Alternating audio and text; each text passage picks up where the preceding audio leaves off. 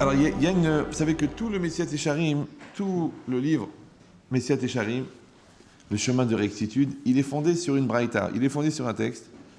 Et en fin de compte, c'est un peu toute l'école de Moussard, l'école de travail sur soi qui est fondée sur ce texte. Et c'est aussi beaucoup l'esprit de ce cours durant toute l'année, si vous avez l'occasion de le suivre de manière régulière, qui est fondé en fin de compte sur le travail. Parce que l'idée, à l'époque, en 92, quand on a commencé le cours, c'était pas simplement de transmettre de la Torah, c'était surtout d'essayer, entre guillemets, d'éduquer une génération. Ça veut dire qu'on reçoit des éléments et on reçoit des forces, on reçoit des énergies, on reçoit des clés pour savoir comment se déplacer dans la vie. Oui, c'est pas simplement de savoir maintenant qu'est-ce qui s'est passé avec Moshe Rabbeinu et de savoir qu'on est sorti d'Égypte. C'est aussi de construire des personnes qui vont avoir une certaine autonomie de vie, qui vont avoir une certaine compréhension de la vie, et que l'équilibre entre la joie et le respect de soi et la croyance en Dieu, elle doit être nécessaire. On ne veut pas fabriquer des religieux fous, ouais, et on ne veut pas non plus avoir des non-religieux qui aient une perception d'Hachem qui soit tellement extraordinaire, mais qui n'ont toujours pas compris qu'il faut manger cachère. Donc cette logique-là, c'est une logique d'apprentissage.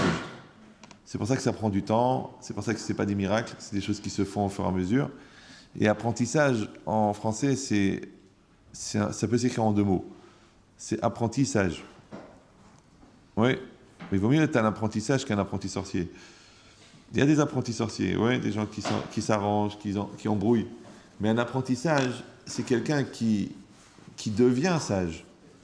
Oui, mais qui ne reste pas un apprenti, mais qui devient sage. Et après, ce niveau de sagesse qu'il a atteint, il le retravaille encore. Et encore, il a un nouveau apprentissage. C'est-à-dire, il est l'apprenti du sage qui deviendra. Donc, il ne va pas rester sur ses connaissances et dire, grâce à Dieu, j'ai été à Tanger à la Yeshiva en 54. Non, il va dire, j'ai travaillé cette année, j'ai encore retravaillé. C'est ce qui est marqué ici, dans cette braïta. Pourquoi? Parce que c'est marqué comme ça. Torah mevia les zeirut. La Torah amène à la zeirut. C'est quoi la zeirut? C'est le fait de faire attention à ses actes. Maintenant, celui qui n'a pas la connaissance, il ne se rend même pas compte qu'il a un problème. Aujourd'hui, les trois quarts des gens qui ne font pas la Torah, ce n'est pas des gens qui sont contre, ou des gens qui ne sont pas d'accord, ou des gens qui ont réfléchi, que philosophiquement, ils ne peuvent pas adhérer à ce type d'école. C'est des ignorants, des gens qui ne savent pas. Ils n'ont pas eu l'occasion, ils n'ont pas appris, ils n'ont pas entendu, ils n'ont pas grandi dans le milieu, ils ne sont pas tombés dedans quand ils étaient petits.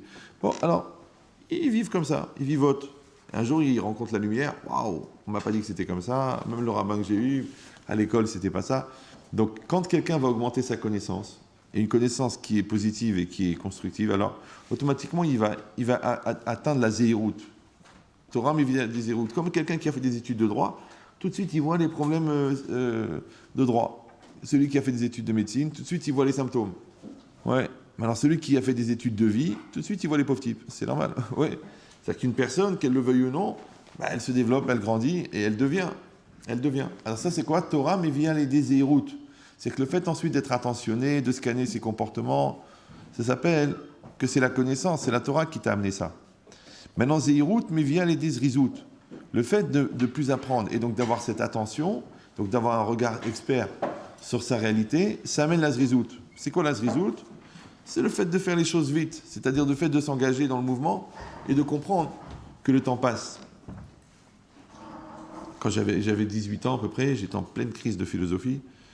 Alors c'était bien, j'étais bien parti, bon, j'avais réfléchi sur l'histoire, sur la communication, sur un système de démonstration pour objectiver ma pensée, de trouver une autonomie dans la construction personnelle, de gérer la colère. J'avais déjà bien réfléchi, et d'un seul coup, j'ai commencé à réfléchir sur le temps. Et là, j'ai eu un problème, là. Bah oui, parce que le temps, il passe. C'est ça le problème. Nous, on croit qu'on crée une bulle comme ça, et dedans, on réfléchit, on raisonne, et on est bien. On a réussi à se débarrasser un petit peu de toutes les attirances matérielles à deux balles. Et puis, on se lance dans des idées, on essaye de concurrencer Oppenheimer et Kant et Vian. Et puis, d'un seul coup, on se dit, mais attends, mais le temps, il passe. Donc maintenant, on a un problème maintenant. On a d'un côté un désir d'excellence et de productivité au niveau de la construction personnelle, bien sûr, pas au niveau de ramasser des billets dans un coffre. Et d'un autre côté, on a le temps qui passe. C'est le conflit entre le temps et l'action. Comment on appelle le compromis entre le temps et l'action? L'efficacité. De faire la bonne chose au bon moment. Il y a des gens comme ça, ils veulent être papa à 62 ans. Dommage. Ouais. L'autre, elle veut être maman juste après la ménopause. Pas évident. Bon, il y en a qui ont essayé, bon. D'accord. L'autre, elle veut réussir son bac le 22 mai. Et ouais, c'était le 1er septembre. Ouais. L'autre en 5e année de droit, et d'accord. Chacun, il a des comme ça. Pourquoi? Parce qu'il ne vit pas la bonne chose au bon moment. Maintenant, comment on fait pour vivre la bonne chose au bon moment? Parce que c'est quoi le bon temps? Le bon temps, c'est le temps. Le bon temps, c'est le temps. Oui, on ne demande pas d'être en avance. On ne demande pas d'être en retard. On demande d'être au temps. Le temps, c'est le bon temps. C'est-à-dire que quand toi, tu es au présent, tu vis au présent, ni dans cette maladie très grave, sur laquelle ils ont fondé d'ailleurs une radio qui s'appelle Nostalgie, d'accord? Ni dans le temps, dans le passé, ni dans le futur, tout le temps, ouais, de toute façon plus tard, moi j'ai pas besoin de ça, moi je vais gagner du fric, moi je vais faire du truc, mais passe ton bac, mais non, ça sert à rien, c'est pour les faillots, moi je vais gagner de l'argent, mais travaille, fais quelque chose, une école de commerce, je sais pas, tu veux faire du commerçant, fais de l'immobilier, non, ça sert à rien, de toute façon c'est le pauvre type, moi je vais vendre des immeubles, bon alors vends déjà un aspirateur, ouais. Donc entre l'autre qui gaspille son présent parce qu'il pense au futur et l'autre qui gaspille son présent parce qu'il pense au passé, il y a beaucoup de gens qui ne vivent pas le présent. Or vivre le présent, c'est quoi? C'est de répondre présent. C'est-à-dire, c'est quand le bon moment? C'est maintenant. C'est ce qu'a dit le Père Kavod. Im en ani limili, si je ne suis pas pour moi, qui va être pour moi? Ve im lo arshav et matai. Et si c'est pas maintenant, c'est quand? Donc c'est quand? Maintenant, c'est maintenant. C'est maintenant. C'est-à-dire que le jour où Hachem il te pose la question, c'est le moment de répondre. Le jour où la personne elle vient, c'est le moment de répondre. Le jour où ton fils il te pose le problème, c'est le moment de répondre. C'est maintenant. Elle te dit non mais moi je préférais que ça soit plus tard. Mais il est précoce. Ah. Bon j'aurais préféré que ça soit plus tôt. Je suis déçu. Non mais c'est maintenant. Ouais. Maintenant ton mari après 15 ans de mariage, il dit voilà chérie, je veux qu'on dialogue, je veux qu'on construise, je veux qu'on. Toi tu dis non c'est trop tard. Mais c'est dommage. Combien de fois j'ai eu des cas comme ça, ouais, des cas de Shalom Bayit et tout, et je l'ai fracassé, je l'ai explosé. Le gars il a dit j'ai compris, je veux le faire. Alors je dis à la femme ça y est maintenant, le mari que vous attendiez depuis 15 ans, il est là. Non, j'ai plus de force. En fait, ils ont fait un transfert.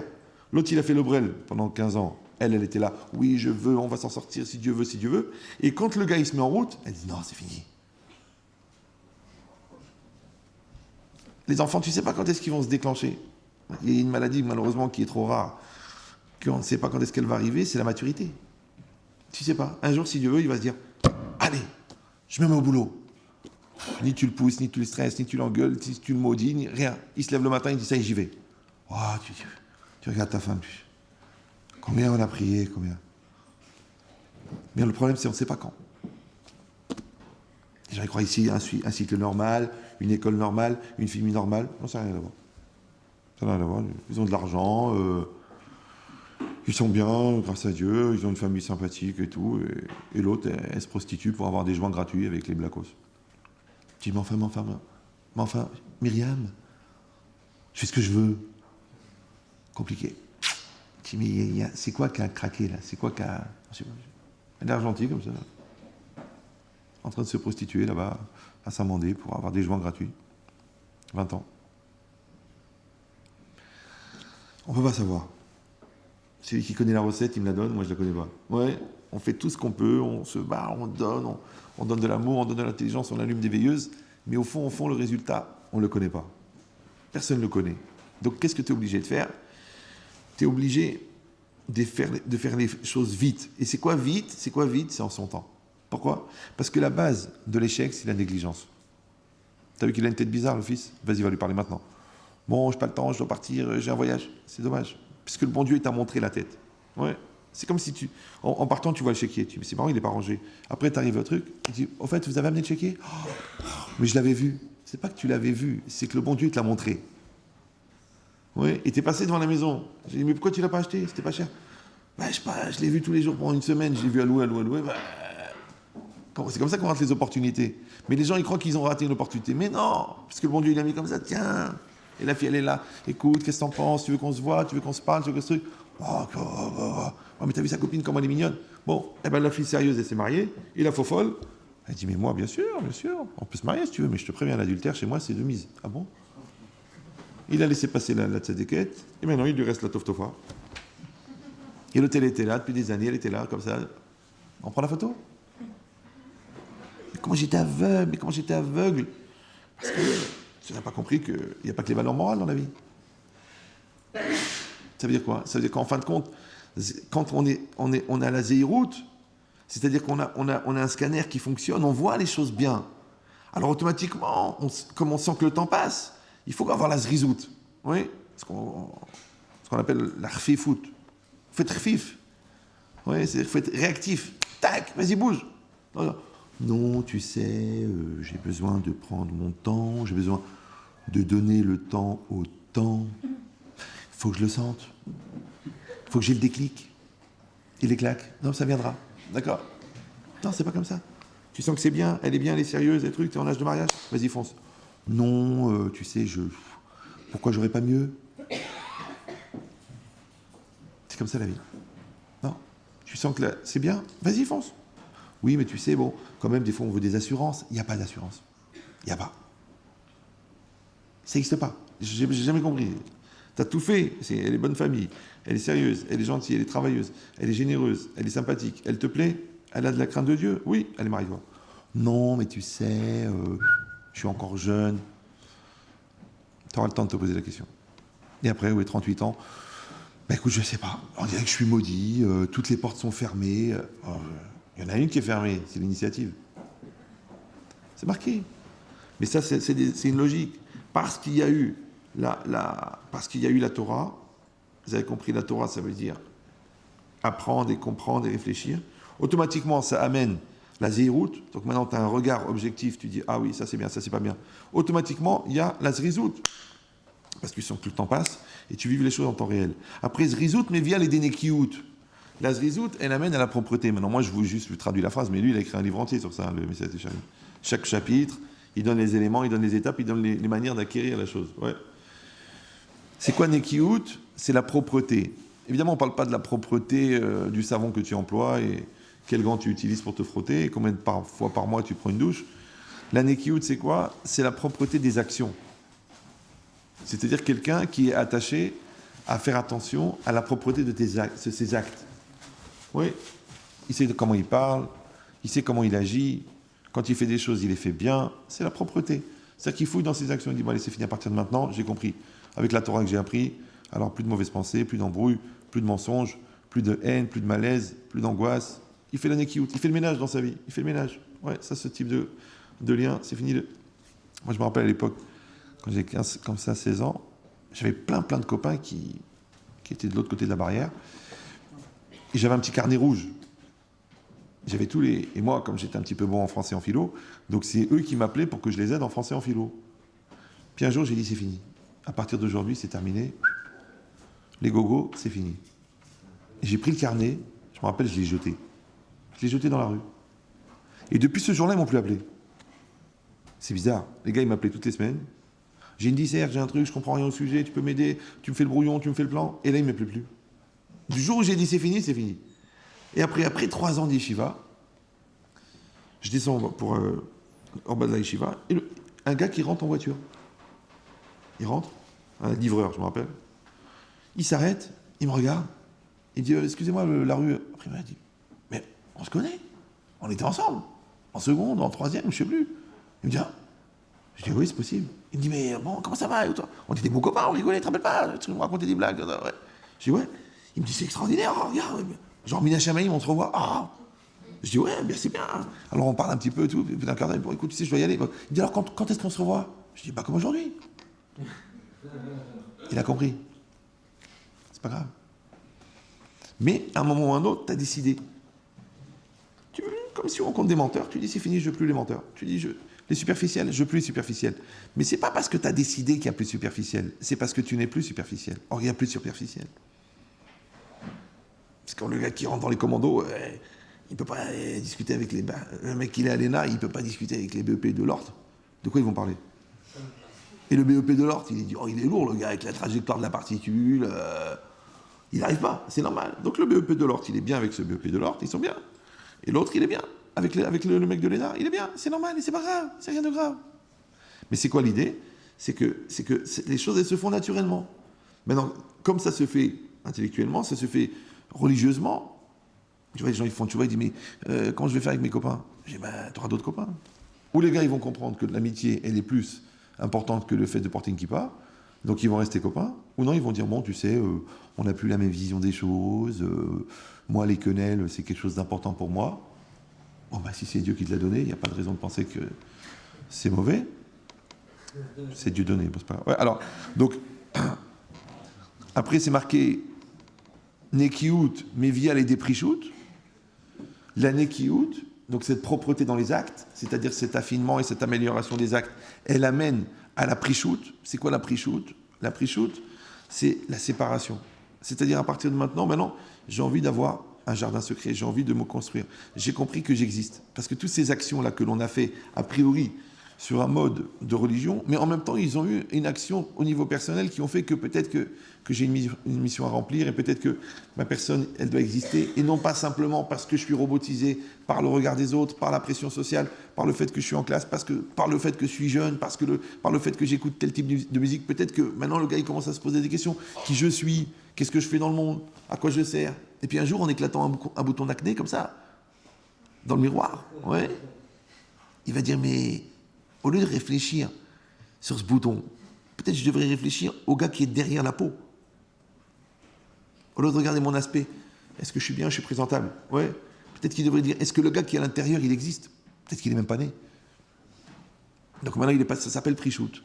Prichout, ça veut dire que tu es réservé, tu es séparé. Pourquoi? Parce qu'en fin de compte, tu es individualisé maintenant.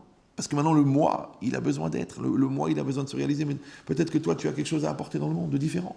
Mais pour que ça soit différent, il faut que tu sois différent. Donc il ne faut pas que tu montres ta différence, mais il faut que tu connaisses ta différence. Donc tu sais que tu as une sensibilité sur ça, tu sais que tu as une acuité sur ça, tu sais que tu as un défaut sur ça, tu sais que tu as une violence sur ça, tu sais que tu as une nervosité sur ça, tu le sais.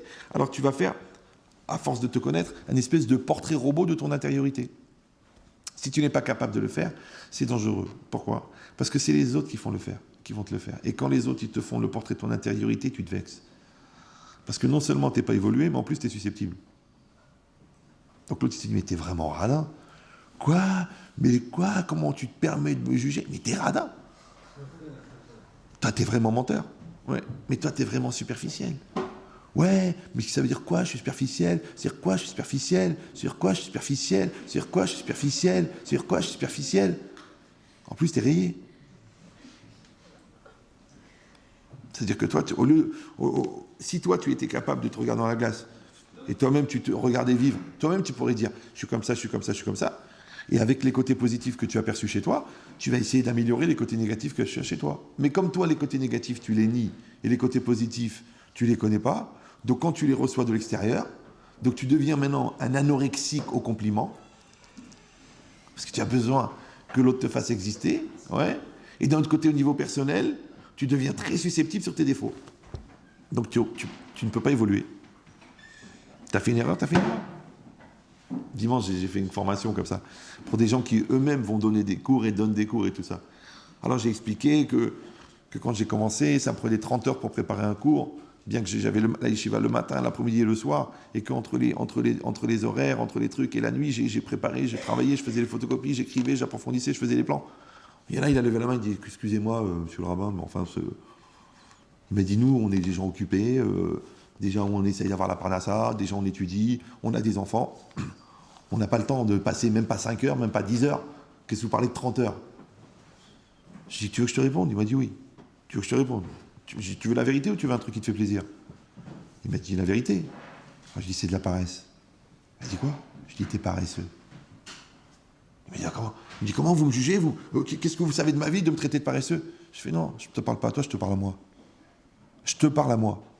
Parce que quand le Chovot Alvavot, ouais, vous l'avez déjà lu, le Chovot Alvavot? Non? Comment ça s'appelle? Les devoirs du cœur en français. C'est un livre d'une profondeur incroyable. À l'époque, c'est un très grand chacham qui a vécu il y a plus de 500 ans.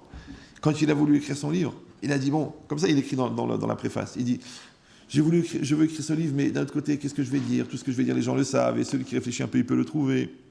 Est-ce que c'est vraiment nécessaire? Il a dit, Umirov idbonenut, oui, et par le développement de la réflexion, je me suis rendu compte qu'en fin de compte, le problème, c'était de la paresse. Alors je dis, alors c'est un kalvahamor. Si déjà le Chovot Alvavot, Il a pensé que s'il ne faisait pas d'efforts, c'est non pas à cause des circonstances, mais à cause de la paresse. Alors est-ce que chacun de nous, il a le droit de dire « j'ai pas la tête, j'ai pas la force » C'est comme quelqu'un qui est pauvre. Tu lui dis « donne-moi 2000 euros ». Et tu dis « je les ai pas ». Tu dis « mais si ton fils il attrape une maladie qu'il faut 80 000 $, qu'est-ce que tu vas lui dire? Tu vas mourir parce qu'on est pauvre. La santé c'est cher. Donc tu vas les trouver. » Donc en fin de compte, c'est un problème de conviction. Et dans conviction, il y a viction. Donc tu décides quel genre de viction tu veux assumer. Ben, c'est pareil ici. Il dit quand la personne, elle a fait cette démarche-là, alors elle arrive à la pre-shoot. C'est-à-dire que naturellement, elle est séparée. Encore une fois, pas séparée parce qu'elle devient solitaire et qu'elle parle à personne. Non, séparée parce que d'un seul coup, elle se rend compte qu'elle a tout un univers à visiter qui s'appelle le moi. Elle a plein de choses à faire à l'intérieur. Il y a du travail. C'est comme si toi, tu habites je sais pas moi, un pavillon, et puis il y a une pièce que tu n'as jamais été, parce que bon, il y avait une commode devant. Puis un jour, tu pousses la commode, tu dis, tiens, je vais voir, tu ouvres la porte, et tu vois 18 000 mètres carrés. Le mec, il avait construit à l'époque un truc en souterrain, 18 000 mètres carrés. Tu te rends compte ce que c'est, 18 000 mètres? Il ne savait pas. Et bien le jour où tu vas rentrer en toi, tu vas voir un univers qui n'a pas été visité encore. Maintenant, je dis la vérité, il y a beaucoup de gens qui referment vite la porte, et qui continuent à suivre le petit modèle. Bon, ben, je suis là, je réponds à vos attentes, oui. C'est dommage. Parce que c'est ces 18 000 mètres carrés que tu vas présenter après ta mort. C'est ces 18 000 mètres carrés que la personne qui va t'épouser, elle va épouser et qu'elle va attendre vainement que tu développes. C'est ces 18 000 mètres carrés que tes parents, ils attendaient que tu réalises. C'est ceux-là, c'est justement ceux-là que tu ne montres pas qui ont de la valeur. Et toi, qu'est-ce que tu fais? Tu fais l'inverse. Toi, tu essayes de vendre ton costard. On t'a prêté un costard. Et toi, tu vends ton costard. Tu dis, qu'est-ce que tu penses? Comment tu trouves? Il est bien le costard? Ça va? Comment tu trouves? Ah, il est bien, hein? Non, mais je t'ai prêté un costard pour que tu puisses rentrer et voir le patron de Ron Poulain pour un emploi. Non, qu'est-ce que tu fais? Tu restes dehors, tu frimes. Tu dis, alors, hein? Comment tu trouves? Comment les couper? Voilà, ça se là. Elle se là. Le bon Dieu, il t'a donné de l'intelligence. Utilise-le. Pas pour faire des bêtises. Il t'a donné un charisme. Utilise-le. Pas pour faire des bêtises. Il t'a donné un physique. Utilise-le. Il t'a donné une joie de vivre. Utilise-le. Non, qu'est-ce que tu fais, toi? Tu prends tout ce qu'on t'a donné, c'est-à-dire le costard, et tu kiffes le costard. Mais t'es brêle ou quoi? On t'a donné un costard. C'est pour aller au rendez-vous. T'as rendez-vous avec le roi. Vas-y, va au rendez-vous. Vas-y, prépare-toi. Tu dis, voilà. Voilà, j'ai une doléance. Ah, bien sûr. Mais tu peux pas rentrer sans costard. Tu vas rentrer chez le roi comme ça, en jogging. Tu peux pas, tu rentres, tu dis bonjour, voilà, j'ai une doléance, j'ai un projet. Ah oui, écoutons, oui, c'est intéressant, on aime les gens qui ont des projets, il y a tellement de robots dans ce monde. Alors, quel est ton projet? Voilà, j'ai un projet, donnez-moi les moyens d'apporter dans le monde la chose que personne ne peut amener, c'est moi. Alors mon Dieu, il va dire d'accord, tu as besoin d'un Rav, tu as besoin de Torah, tu as besoin d'une femme, tu as besoin d'enfants, tu as besoin de circonstances, tu as besoin de moyens, tu as besoin d'occasions, tu as besoin d'opportunités. Allez, on te donne. Parce que tu as un projet. Mais si tu n'as pas de projet, tu dis non, écoute, moi je suis un citoyen du monde, un pion dans la masse, un chiffre dans les statistiques. J'attends que ça passe. Si Dieu veut, je vais mourir le plus tard possible, pourvu que je ne rate pas les soldes et la Coupe du Monde. Et ça ira bien. Allez, si Dieu veut, hein, je croise les doigts, comme disait un gars de chez nous qui a mal tourné. Ouais, mais c'est quoi l'idée? C'est ça. C'est que cette pre-shoot là, elle est venue par ces étapes par lesquelles je suis passé. Après, c'est marqué pre-shoot, mais via les détahara. La pre-shoot, c'est-à-dire le fait de se séparer, d'aller chercher le monde intérieur et de donner une valeur aux choses, ça amène la tahara. C'est quoi la tahara? C'est la pureté. C'est pas encore la sainteté, c'est la pureté. C'est quoi la pureté? Alors en français, on appelle ça la recherche d'essentialité. Tu commences à chercher des choses qui sont essentielles. Des choses essentielles, c'est des choses qui sont sensées. Oui. C'est-à-dire que tu ne veux plus vivre une vie qui est insensée. Une vie qui est insensée, ce n'est pas une vie idiote, c'est une vie qui n'a pas de sens. Une vie qui n'a pas de sens, c'est une vie qui, à chaque instant, n'a pas de logique, mais c'est aussi une vie qui ne suit pas un sens. C'est dommage. Tu vois des gens comme ça. Ils veulent se marier, après ils veulent divorcer, ils veulent gagner de l'argent, mais ils ne veulent pas travailler, ils veulent faire des voyages, mais ils ne veulent pas assumer, ils ont des grands projets, mais ils attendent que papa lâche le crédit. C'est insensé ce que tu dis. C'est insensé. Pourquoi? Parce que ça n'a pas de sens. C'est ça que je vous ai dit déjà 1 million de fois, que le mot kavana en hébreu, ouais, il a 2 sens. Le mot kavana, il veut dire une intention, baiser kavana, une signification. Quelle est la kavana? Quel est le sens de ce mot? Et kavana, ça vient aussi de kivun. Et kivun, c'est quoi? C'est une direction. Baiser kivun ataoler. Ouais, dans quelle direction tu vas? Maintenant, comment ça se fait que le même mot, il a la même racine? Deux mots différents, ça veut dire signification, et ça veut dire direction. Mais en français, c'est pareil, il y a un mot comme ça qui contient les deux, ça s'appelle le mot sens. Ouais, le sens, c'est la signification, et le sens, c'est la direction. Dans quel sens tu vas? Ouais. Alors je vous donne le secret. La vie, c'est une droite. Une droite, c'est fait de segments de droite.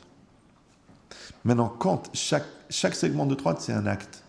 Maintenant, le cumul des actes donne ta vie. Parce que ta vie, c'est une série d'actes. Maintenant, quand quelqu'un donne une signification à chacun de ces actes, automatiquement, sa vie prend un sens. Alors, quand tu vois des gens qui ont une vie insensée, tu te dis, mais c'est insensé. Moi, je comprends pas. Tu m'as dit que tu fais de l'ALIA, t'es parti à Miami. Tu m'as dit que tu voulais faire du business, tu vends des t-shirts sur la côte d'Azur.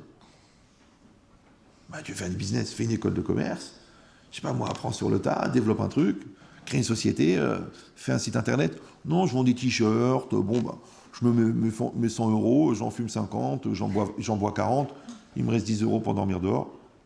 C'était ça le projet de business. C'est pas possible. Mais c'est insensé. Maintenant, toi, tu crois que c'est insensé parce que tu n'as pas eu de chance, parce qu'on t'a pas aidé, parce qu'on t'a pas encouragé. Non, c'est insensé. Parce qu'au moment où tu as vécu la chose, tu n'as pas donné une signification à ce que tu fais. Pourquoi maintenant, là, tout de suite, maintenant, qu'est-ce que tu fais là? Moi, je m'amuse à ça, moi. Le mec qui parle, je dis, pourquoi tu as parlé là? Là, c'est important. Tu veux construire, tu veux des trucs, qu'est-ce que tu veux? Non, je dis ça comme ça, bon, c'est un truc que, je sais pas, moi, je parle avec le cœur. Non, moi, je parle rock, moi, je rock, toi, tu parles. T'as parlé, t'as réfléchi, pourquoi t'as parlé? Maintenant, t'as réfléchi, quelle était ton intention? Quand tu as fait ce geste, tu avais une idée. Quand tu as dragué la cliente, tu as réfléchi que tu étais marié? Non, c'est une façon de faire. Tu sais, on n'est pas dans un mauvais esprit. D'accord, mais si tu tombes sur une fille qui écoute toute la journée France Info, qu'est-ce que tu vas faire? Tu vas refuser les avances. Donc ton ambiguïté entre le vendeur et le charmeur, en fin de compte, c'est que tu danses au bord du précipice. T'hésites à prendre le parachute, toi, je te sens.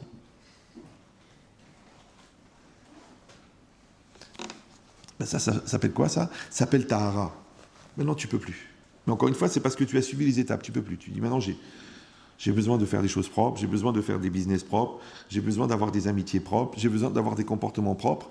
C'est-à-dire que je veux sortir d'ambiguïté, je veux faire les choses cachères, je veux être net, je veux être clair, c'est normal. Ça s'appelle Tahara. Maintenant, il y a des gens, non. Il y a des gens qui cultivent l'ambiguïté. Oui. Ils vont au cours du mardi, après ils vont en boîte, ils sont bizarres. Ouais. Ils mettent une kippa noire, mais ils embrassent leur copine sur la bouche. Tu dis, ma femme, t'es chemin des guillards, sauf la bouche. C'est bizarre, une zone comme ça, tolérée. Ouais.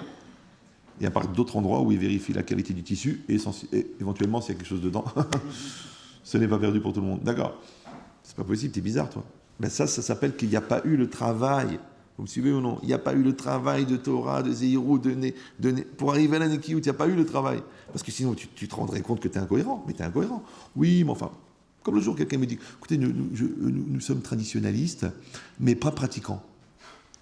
Je dis, tiens, c'est encore une nouvelle catégorie. Eh ben, vous avez enrichi mes connaissances de zoologie, parce que là, vraiment, je n'ai pas très bien compris. Donc vous êtes quoi? Moi, je croyais que les traditionnalistes, ils étaient un petit peu pratiquants quand même, par rapport aux gens qui sont juste croyants, ou alors des gens qui sont juste sympathisants, ou des gens qui ont juste un falafel par an à Tel Aviv. Il y a des gens comme ça. Ils ont un minag, ils ont une habitude. Depuis la Tunisie, bon, ouais. Ou l'Algérie, ouais. Non, c'est quoi traditionnaliste mais pas pratiquant? Il dit, bah, écoutez, nous faisons Shabbat, mais nous prenons la voiture. Hop. C'est quoi nous faisons Shabbat? Eh ben, par exemple, le vendredi soir, on fait Kiddush, mais on fait vite parce qu'il y a au théâtre ce soir, juste après, à l'époque. Ouais, pour ceux qui ont connu, bon, on a le même âge, d'accord. On fait le samedi matin, à 11h, on va au Kiddush. À la synagogue, il ne faut pas rater le Kiddush, ouais. Après, on revient, on remange, et après, au tennis. C'est normal. Les calories, c'est compliqué pour la santé. Ah, ça s'appelle traditionnaliste, là? Oh. Donc ça veut dire quoi? C'est que la personne, elle ne se rend même pas compte qu'elle est incohérente. Mais il dit, je ne fais pas Shabbat. Ah non, je ne suis pas un païen non plus. Non, mais dis, je ne fais pas Shabbat. Comme ça, tu sais d'où tu démarres. Je démarre, je ne fais pas Shabbat. Oui, tu dis, je ne mange pas cachère. Mais à la maison, c'est cachère. Oui, mais dehors, c'est pas cachère. Comment tu fais? T'as deux bouches. T'as deux estomacs, t'as deux circuits sanguins. Comment il fait le cochon? Il fait, bon, alors je vais où, moi? Je vais là, je vais là, je vais là, je vais là, je vais là, je vais là. Comment il fait? Il est perdu, le pauvre.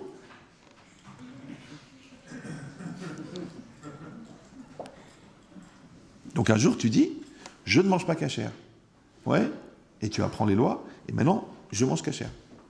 D'accord? Tu dis, je suis tsanois, je suis pudique, et pas qu'en hiver, même en été. Tu dis, en été aussi? En été aussi. Mais c'est pas évident. Mais c'est pour ça que c'est créé l'été. L'été n'a pas été créé pour faire étalage de la charcuterie dont Dieu t'a doté. Maintenant, tu décides. Qu'est-ce que tu veux être pour les gens, pour les hommes qui te regardent? Qu'est-ce que tu veux être? Une femme ou un shawarma? Décide. Tu tournes sur ton truc, bien grillé, bien bombé, bien ficelé. Un shawarma. Un vrai shawarma. Et d'ailleurs, tu vois les gars qui te regardent. Combien la part? T'es un shawarma. Tu t'étonnes, après tu sors avec un kebab. Ouais. Tu n'es pas un shawarma, t'es une batte Israël, t'es un diamant. Ouais. T'es un saphir de 20 000 carats. Tu te gaspilles à être regardé par des dans le métro parce que ça te fait bizarre qu'ils te regardent. Tu dis, oh, il me regarde. Oh, Mouloud, il me regarde. Ben oui, il regarde, il a faim.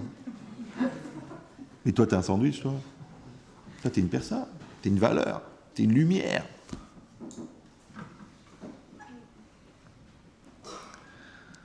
J'ai entendu un truc qui m'a choqué. Il y avait une fille, bon, ouais, c'est très très lâché dans la religion. Elle a commencé à sortir avec des gens qui sont au Coran. Je ne sais pas si vous... Des gens qui sont au Coran. Ils sont au Coran, ça veut dire on leur a bien expliqué, maintenant ils sont au Coran. Donc ils se lamentent tout le temps, islamistes. Bon. Et bien imaginez-vous que la fille, maintenant elle sort avec un arabe. Et quand elle rentre dans la famille, le père arabe, il téléphone aux parents juifs, il leur dit, mais on ne veut pas de juifs chez nous. C'est beau. Vous avez compris ou non? C'est-à-dire que c'est les parents musulmans qui ont téléphoné aux parents juifs pour leur dire, on ne veut pas une juive chez nous. Alors vous dites à votre fille qu'elle arrête d'embêter mon fils. Mais non, c'est pas le choc en soi, parce que tu dis, mais c'est du racisme. Non, détends-toi. Ouais. C'est que tu arrives à un tel niveau tellement nul, ouais, qu'il faut que le Yetzirah lui-même, il te rejette. Au lieu que tu dis au Yetzirah, Chazvé Shalom, mais comment c'est possible, mais moi, c'est Sarah Imenu, et Rachel Imenu, et moi j'ai un projet, je vais amener des Neshamot en Israël, et je vais amener la Torah, et je vais amener la Shekhinah. Tu vas dans les bas-fonds de l'Khlala, et le bas-fond, il te dit, casse-toi. C'est que tellement tu veux pas écouter les rabbins, tellement tu veux pas écouter tes parents, il faut que le Satan lui-même, il dit, tu m'as écœuré. Tu sais quoi, va-t'en d'ici parce que tu... C'est symptomatique quand même. Bon. Alors ici, c'est marqué que Anava... Est-ce qu'il est marqué? On était déjà. Ah oui. Je sais pas pourquoi je rigole pas ce soir. Bon, Tahara, je dois être fatigué, c'est comme ça que je suis fatigué. Tahara, Mivia, après c'est marqué la pureté amène à la chassidoute. C'est quoi la chassidoute? Ouais, la chassidoute, c'est pas simplement que quelqu'un il connaît déjà tout le Shulchan Aruch et qu'il applique toutes les mitzvot, mais en plus de ça, il veut faire plus. Parce que chassid, c'est faire plus. C'est pas faire moins. Oui, c'est pas faire juste. C'est pas faire semblant. C'est pas que le gars il a passé 2 jours en Ukraine et il revient, il est chassid. Non, t'étais un junkie avant, maintenant t'es un junkie avec un chapeau. D'accord? Ben non, c'est pas comme ça. Je vois le gars, il dit, moi j'étais en Ukraine. Combien de temps? Il y a 3 ans. Bon, tu fais Shabbat? Ah, c'est pas évident. Bon, tu travailles honnêtement? Je peux pas, c'est mon métier de voler. D'accord? Je sais pas, t'arrêtes de fumer des... Oh, ben, c'est pas évident, c'est long le Shabbat. Je dis, alors qu'est-ce que t'as fait en Ukraine? Oh man. Ouais. D'accord. Si t'as été là-bas, c'est pour déclencher. Après, tu t'assois, tu prends un rave et tu rentres dans une yeshiva, tu rentres dans un Beth Midrash et tu deviens vraiment religieux. Non, tu restes le même. Tu vois, j'ai pas de rave, j'ai pas de truc. Mais bon, rabbi. Pratique de prendre un rabbi qui est mort, t'es tranquille. Il va pas venir te tirer les oreilles. Prends un rabbi qui est vivant, qui te dit t'étais pas à la prière, répète-moi la Gemara, pourquoi tu n'appliques pas la halakha, qu'est-ce qui se passe là-bas avec ta femme, qu'est-ce qui se passe? Tu prends un rave qui te fait bouger. Non, tu prends un rave qui est mort, t'es tranquille. Comme si tu en as marre de l'écouter, t'as qu'à la fermer. Non, tu peux pas, t'as besoin. D'accord? Donc le déclenchement, c'est une chose, mais la suite, c'est autre chose. Et la suite, il faut qu'elle soit nourrie, il faut qu'elle soit construite. Il dit ça s'appelle quoi? Ça s'appelle chassidout. C'est-à-dire que le fait que toi, tu as passé par toutes ces étapes qu'on a citées, je ne vais pas les reciter à chaque fois, c'est pas la Gada, ouais. Eh bien, toi, tu as les chassidout, c'est-à-dire maintenant, tu arrives à une recherche de plus. Tu peux pas, tu veux faire mieux. Comme dans tout, comme quelqu'un qui a une belle maison, par exemple, alors il va acheter des meubles qui soient coordonnés. C'est la chassidout de la décoration, d'accord? Quelqu'un qui déjà elle dépense un peu d'argent pour s'habiller, alors elle va choisir quelque chose qui va bien. Pas un sac en plastique, avec une salopette de son père. Non, la fille, elle va s'arranger, un truc vient, un maquillage, c'est pas tout ce qu'elle a dans la boîte, elle met sur la figure. Ah. Ça, c'est un ravalement. C'est juste la finesse, le truc discret qui met en relief, qui met en beauté, qui met en truc. Ouais. Pas une couche comme ça que tu dis, attends, j'ai pas touché la peau encore. Ouais, c'est normal. Maintenant, tu arrives, Cléopâtre. Tu dis, mince, une momie qui s'est enfuie. Non, non, pas du tout. Un gyrophare. Non. En discrétion, en finesse, en truc. Bon. Puis, mais il y a un charme, il y a quelque chose de magique. On ne sait pas. On voit même pas le trait. Je sais pas, chacune comme elle ressent. Ouais. C'est-à-dire quoi? C'est pas dans l'abus, c'est dans la finesse. Mais dans la finesse, c'est la chassidout. Comme tu affines tes mitzvot, ouais, tu n'es pas obligé de prendre des tefilines de ton arrière-grand-père qui l'a ramené d'Oujda. Tu peux acheter des beaux tefilines, des bons tefilines. Ah, mais ils sont cachés. Hein. Et un jour, tu les ouvres et tu retrouves à l'intérieur un morceau de l'aurore. Tu dis, mince, quelle aurore. D'accord. Ça fait 30 ans que tu mets un journal sur la tête, tu m'étonnes que toute la famille est journaliste. D'accord. Mais non. Tu as pris un bon sofer, tu as pris des tefilines bien cachés avec tous les idorim. Et maintenant, c'est des bons tefilines. Ils sont bien. C'est bien, t'es tranquille. T'as la tête tranquille, tu les mets sur ta tête, au Hachem, et c'est bien. Ouais, pourquoi? Parce que les téphilines, c'est le capteur d'énergie divine. Oui, c'est-à-dire que au moment où tu mets les téphilines, tu reçois une influence divine positive par Hachem. Mais si au lieu de mettre des téphilines, tu mets une boîte de Black & Decker, qu'est-ce que tu vas recevoir? Après tu dis c'est bizarre, je ne sens rien, il n'y a rien qui bouge dans ma vie. Fais vérifier les téphilines. C'est normal. C'est comme si tu as cassé le routeur et tu dis j'ai pas la Wi-Fi. Ben, il faut le routeur, papa. Ah bon, c'est obligé? Mais il est dans la boîte. Ouais, j'ai acheté, je me suis abonné à Free. Tout est là, voilà, tout est là. Non, mais il faut le brancher, il faut l'installer. Ah bon? Bah attends, il est là. Je croyais que c'était du Wi-Fi. Il faut l'installer, il faut le brancher. Sinon, il n'y a pas de Wi-Fi. Ah d'accord. Et bien des gens comme ça, ils se marient, ouais. Et puis après, ils disent, oh, on s'entend pas, on se comprend pas. Mais vous avez créé un réseau entre vous? Vous parlez, vous échangez, vous vivez des choses ensemble, votre intimité elle est fondée sur une union dans la tête et dans le corps et dans le cœur? Non, non, pas du tout. Ben, si tu n'installes pas le réseau, comment il va venir le Wi-Fi? Ils installent rien, ils sont comme ça, ils habitent dans la même maison. Bonsoir. On regarde la télé? Non. T'as faim? Non. On fait le troisième? Non. À demain, salut, bonne nuit. C'est pour ça qu'à la fin de l'Haftara, on dit Lo aleno.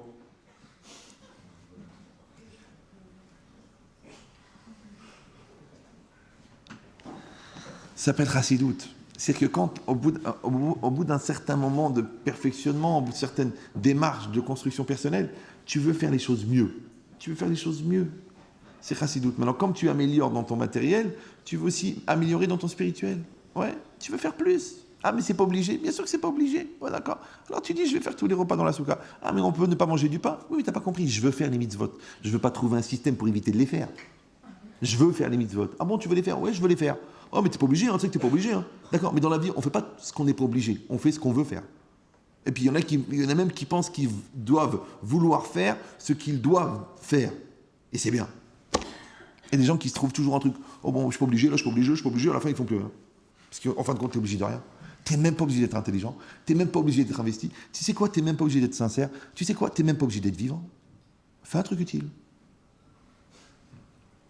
C'est marqué ici. Ça s'appelle chassidout. Chassidout, mais via les anava. Oui, la chassidout amène la modestie. C'est quoi la modestie? La modestie, c'est la modestie. Je suis rien, je suis moins que rien, je suis moins que rien, je suis moins que rien. Et quand il y a un mec qui vient et qui te dit, oh, t'es rien, toi tu dis, pour qui il se prend celui-là? Non, la modestie, c'est pas d'être rien, c'est pas d'être une serpillière. La modestie, ze amakir et mekomo, celui qui connaît sa place. Maintenant, le fait de connaître sa place, c'est que si tu as des grandes capacités, ta place, c'est d'être grand. Et si tu as des capacités d'être moyenne, ta place, c'est d'être moyen. Et si tes capacités sont petites, ta place, c'est d'être petit. Mais pas petit dans le sens péjoratif du petit. Parce que le petit qui travaille beaucoup, il a plus de valeur que le grand qui n'utilise pas ses capacités. D'accord? C'est comme si toi, tu dis, voilà, je suis cordonnier, mais je vais faire des bonnes chaussures. Jamais un mec, il est revenu pour me dire, ça n'a pas tenu. Je suis un bon cordonnier. L'autre, il a fait un plombier, il dit, quand il sort d'ici, ça va tenir 30 ans. Ouais, c'est un bon... Non, ouais. Ben, c'est pareil. Toi, quand tu donnes un conseil, tu l'as fait avec ta neshama, tu l'as fait avec ton cœur, tu l'as fait avec ta tête. Tu dis, le gars, il va partir, il a entendu Eliyahu Hanavi. Parce que tu dis, je vais me faire des bons conseils. D'accord? L'autre, il va dire, quand je vais inviter quelqu'un, je vais l'inviter de bon cœur, je vais l'inviter avec amour, je vais l'inviter avec intelligence. Même inviter quelqu'un, il faut le faire bien. Ni pour frimer, ni pour traiter ta baraque, ni pour lui faire kiffer le truc, ni pour te débarrasser du restant de daf que tu supportes pas. Ouais. Tu as fait une belle invitation, tu as fait un Khanas Atochim comme il faut. Ouais. Tu as fait bien. Ça s'appelle quoi? Ça s'appelle la Hanava. Ça veut dire que tu connais ta place. C'est ça la modestie. Ouais. Maintenant, si toi tu crois que tu es plus que les autres, ou si toi tu penses que tu es moins que les autres, c'est de l'orgueil. Parce qu'en fait, tu n'es pas en train de vivre ta vie. Si tu es plus que les autres, donc genre tu es la race supérieure, tu es un bon à rien, donc automatiquement, tu es en dehors de ta réalité. Parce que ce n'est pas ta réalité. D'accord? Et si toi, parce que c'est quoi l'orgueil? L'orgueil, c'est la dignité des nuls. Quelqu'un qui est bon, il est bon. Il est bon, t'es bon. Est-ce qu'un lion, par exemple, est-ce que j'avais vu un lion qui a un badge où c'est marqué lion? C'est un lion. Est-ce qu'il y a une étiquette qui a marqué dangereux? Il est dangereux, c'est un lion. Ouais. Donc si t'as un lion, t'as pas besoin de te la jouer avec tes lions, parce que t'as un lion. Vous comprenez ou non? Ça va? T'as un lion. Tu sais que t'es un bon vendeur. T'es un bon vendeur. Tu dis pas, je suis un bon vendeur. Mais non, t'es un bon vendeur. T'as du charisme. C'est pas grave. C'est ce que t'es. T'es intelligent. Pour qui il se prend? Pour lui. Si tu te prends pour quelqu'un d'autre, c'est dangereux. Ça s'appelle un transfert d'identité. Mais si tu te prends pour toi-même, c'est très bien. Ça s'appelle que t'es bien dans ta peau. Ça rapporte toi. Il y en a beaucoup qui devraient attraper cette maladie. Ouais. Donc ça veut dire quoi? C'est que t'es un lion. L'autre, c'est un rat. C'est des rats. Il y a des gens, c'est des rats. Ouais. Ouais. Il n'y a pas écrit rat. Il n'y a pas écrit mesquine. C'est un rat. Le gars, il est rat. Ça se voit qu'il est rat. Vous avez déjà vu les rats? Vous avez vu un rat ou non? Les rats, ils sortent comme ça la tête du trou. Et puis, comme il est tout bas, il regarde toujours vers le haut. Il fait comme ça. Vous vous rappelez rien, celui-là? Encore Dieu donné. Incroyable. Il nous poursuit. Ouais. C'est pareil ici. Que la personne, en fin de compte, et puis c'est toujours un gars qui a fait la moitié du chemin, alors qu'il aurait pu réussir. Mais c'est quoi l'idée, ouais? Ici, c'est marqué. J'espère que personne n'a pris une photo, parce que... Ici, c'est marqué. En plus, on est filmé. Donc, ici, c'est marqué une chose extraordinaire. Il y a de la chance que c'est le dernier cours. Là, vous voyez, je voyais que j'arrive aux limites. Là, j'ai besoin de vacances. Là, La fois prochaine, je vais faire le... Bon. Alors, ici, c'est marqué une chose extraordinaire. C'est que c'est ça, la Hanava. Alors, pourquoi est-ce que la modestie, elle rentre dans ce cadre? Alors, je vous donne un secret. Si la modestie, c'est de connaître sa place, ça veut dire aussi, c'est de définir sa place par rapport à l'autre, c'est se définir sa place par rapport à celui qui est au-dessus de moi, c'est aussi définir sa place par rapport à celui qui est en dessous de moi. D'accord? C'est que moi, par rapport à mes parents, j'ai la modestie de comprendre que je suis un enfant. Mais moi, par rapport à mes enfants, j'ai la modestie de comprendre que je suis parent et que j'ai un rôle de parent. Donc, en dessous de moi, c'est-à-dire par rapport à au-dessus de moi, ça s'appelle l'humilité, mais par rapport à en dessous de moi, ça s'appelle la responsabilité. Et c'est aussi de la modestie. C'est-à-dire que quand je paye mon crédit, c'est de la modestie. Ouais. Quand je respecte la femme qui m'a donné 4 enfants, c'est de la modestie. Les gens disent, oh bon non, c'est une forme de respect. Non, moi je suis à ma place. Moi je suis un papa, je suis un mari, c'est normal. J'ai dit, à la choupa, j'ai dit quoi? J'ai dit, arrête mes coups d'échec, ça veut dire quoi? C'est-à-dire que je m'engage à te rendre heureuse. Ah, t'as grossi, t'as maigri, t'es nerveuse, t'es fatiguée, t'as des hormones. Mais je peux pas, j'ai signé, qu'est-ce que je fasse? J'ai pris perpète, en plus, sans sursis, sans remise de peine, même pas pour bonne conduite. Je t'aimerai pour toujours, qu'est-ce que je vais faire? Ouais. Donc ça veut dire quoi? Ça veut dire que je suis à ma place. Maintenant, quand moi je suis à ma place par rapport à l'homme, je suis aussi à ma place par rapport à Hachem. Je ne sais pas si vous me suivez. C'est-à-dire que si moi je suis Eved, je suis un serviteur d'Hachem. Alors Hachem, il est Adon, il est le maître. Maintenant, si moi, je suis Adon, je suis le maître, c'est-à-dire que je pense que Dieu, il est Eved, il est mon serviteur. Alors, les gens disent, Chazvé Shalom, enfin, qui c'est qui peut dire une chose pas? Mais ça n'a pas de sens, c'est Dieu, le créateur de tout, il a tous les pouvoirs, il a toutes les forces. Mais quand tu ne mets pas les tefilines le matin, tu penses que Dieu c'est un bleu. Quand tu ne fais pas Shabbat, tu penses que Dieu il a déliré, il a exagéré. Ouais. Quand toi tu penses que l'autre il est mort trop tôt, tu crois que Dieu il a fait une erreur de calcul. Quand tu vois que l'autre il est malade, tu dis Dieu il n'est pas juste. Et quand toi tu ne reçois pas ce que tu devrais recevoir d'après toi, tu penses que Dieu il n'est pas à la hauteur de tes attentes. Donc le bon Dieu, il est devenu un prestataire de service. Ce qu'on appelle en français un serviteur. Quand tu rentres dans l'hôtel, bonjour monsieur, bonjour, bonjour. Ben, c'est normal, t'es client. Mais le mec, tu le rencontres dans la rue, dégage. Mais, excusez-moi, mais vous êtes bien à l'accueil au Méridien? Oui, bien sûr, ouais. Mais t'as vu comment t'es garé, pauvre type, débile? Je comprends pas, il y a 5 minutes. Bonjour monsieur, bonjour, nous sommes là, à votre service, c'est notre travail. Service avant tout, service client, le client est roi. Et dehors, dégage, pourriture, débile. C'est un métier le gars. Donc là, il est dans un cadre. Il est en serviteur, en dehors, il n'est pas comme ça. Mais il y a des gens comme ça aussi dans la vie, ils sont comme ça. Ouais. C'est-à-dire que toi, tu es un serviteur d'Hachem. Pendant l'année, tu es un serviteur d'Hachem. À la synagogue, tu es un serviteur d'Hachem. Au travail, tu es un serviteur d'Hachem. Tout le temps. C'est pas que tu es un serviteur d'Hachem selon les opportunités. Et à part ça, tout le temps en train de te plaindre. Mais celui qui se plaint, ouais, pourquoi, qu'est-ce qu'il veut le bon Dieu? Et c'est pas normal, et pourquoi c'est comme ça, et j'attends, et je suis déçu. Mais attends. Oh. Tu te calmes d'abord. Il t'a donné la vie. Et oui. Bah après, il ne te doit plus rien. Ah bon? Il ne te doit plus rien. Ça veut dire que tout ce qu'il t'a donné en plus que la vie, tout ce qu'il t'a donné en plus que la vie, des parents, la santé, de la parnassa, une femme, des enfants, la vie, la sérénité dans un pays musulman, tout ça, c'est en plus. Parce qu'il aurait pu, le bon Dieu, il t'aurait pu te faire sortir du ventre de ta mère, mauvaise oxygénation du cerveau, coma, 38 ans. Tu crois qu'il a bougé? Je ne sais pas. Il entend ce qu'on dit? Je ne sais pas. Ça fait 38 ans. Mais alors, c'est un légume? Oui, mais il est vivant. Ah bah tu vois, il aurait pu faire ça, le bon Dieu. Il aurait pu faire, t'es vivant. Mais il t'a donné ça, la vie, et après il t'a donné tout le reste. Et comment tu peux imaginer de dire, je suis déçu? Mais tu veux qu'il t'explique la déception? Moi, je faisais ça, moi. Moi, j'allais voir les cancéreux. Exprès, j'allais les voir. Mais tu sais comment t'as une pêche quand tu sors de l'hôpital? Mais t'as une pêche, mais t'aimes la vie, t'as envie de mordre un poteau. Alors que l'autre, il a tout pour vivre, tout pour être heureux. Ouais, mais tu comprends, j'ai perdu mon iPad, j'ai envie de mourir. Je suis très déçu, Marie-Line ne m'a pas rappelé. Mais alors, au pire, elle t'oublie. Ouais, mais elle ne m'a pas rappelé, tu sais quoi, j'en suis malade. J'attends l'appel de Kevin depuis 3 mois, mais qui crève. Ah ouais, c'est vrai, c'est une option. Ouais. Donc,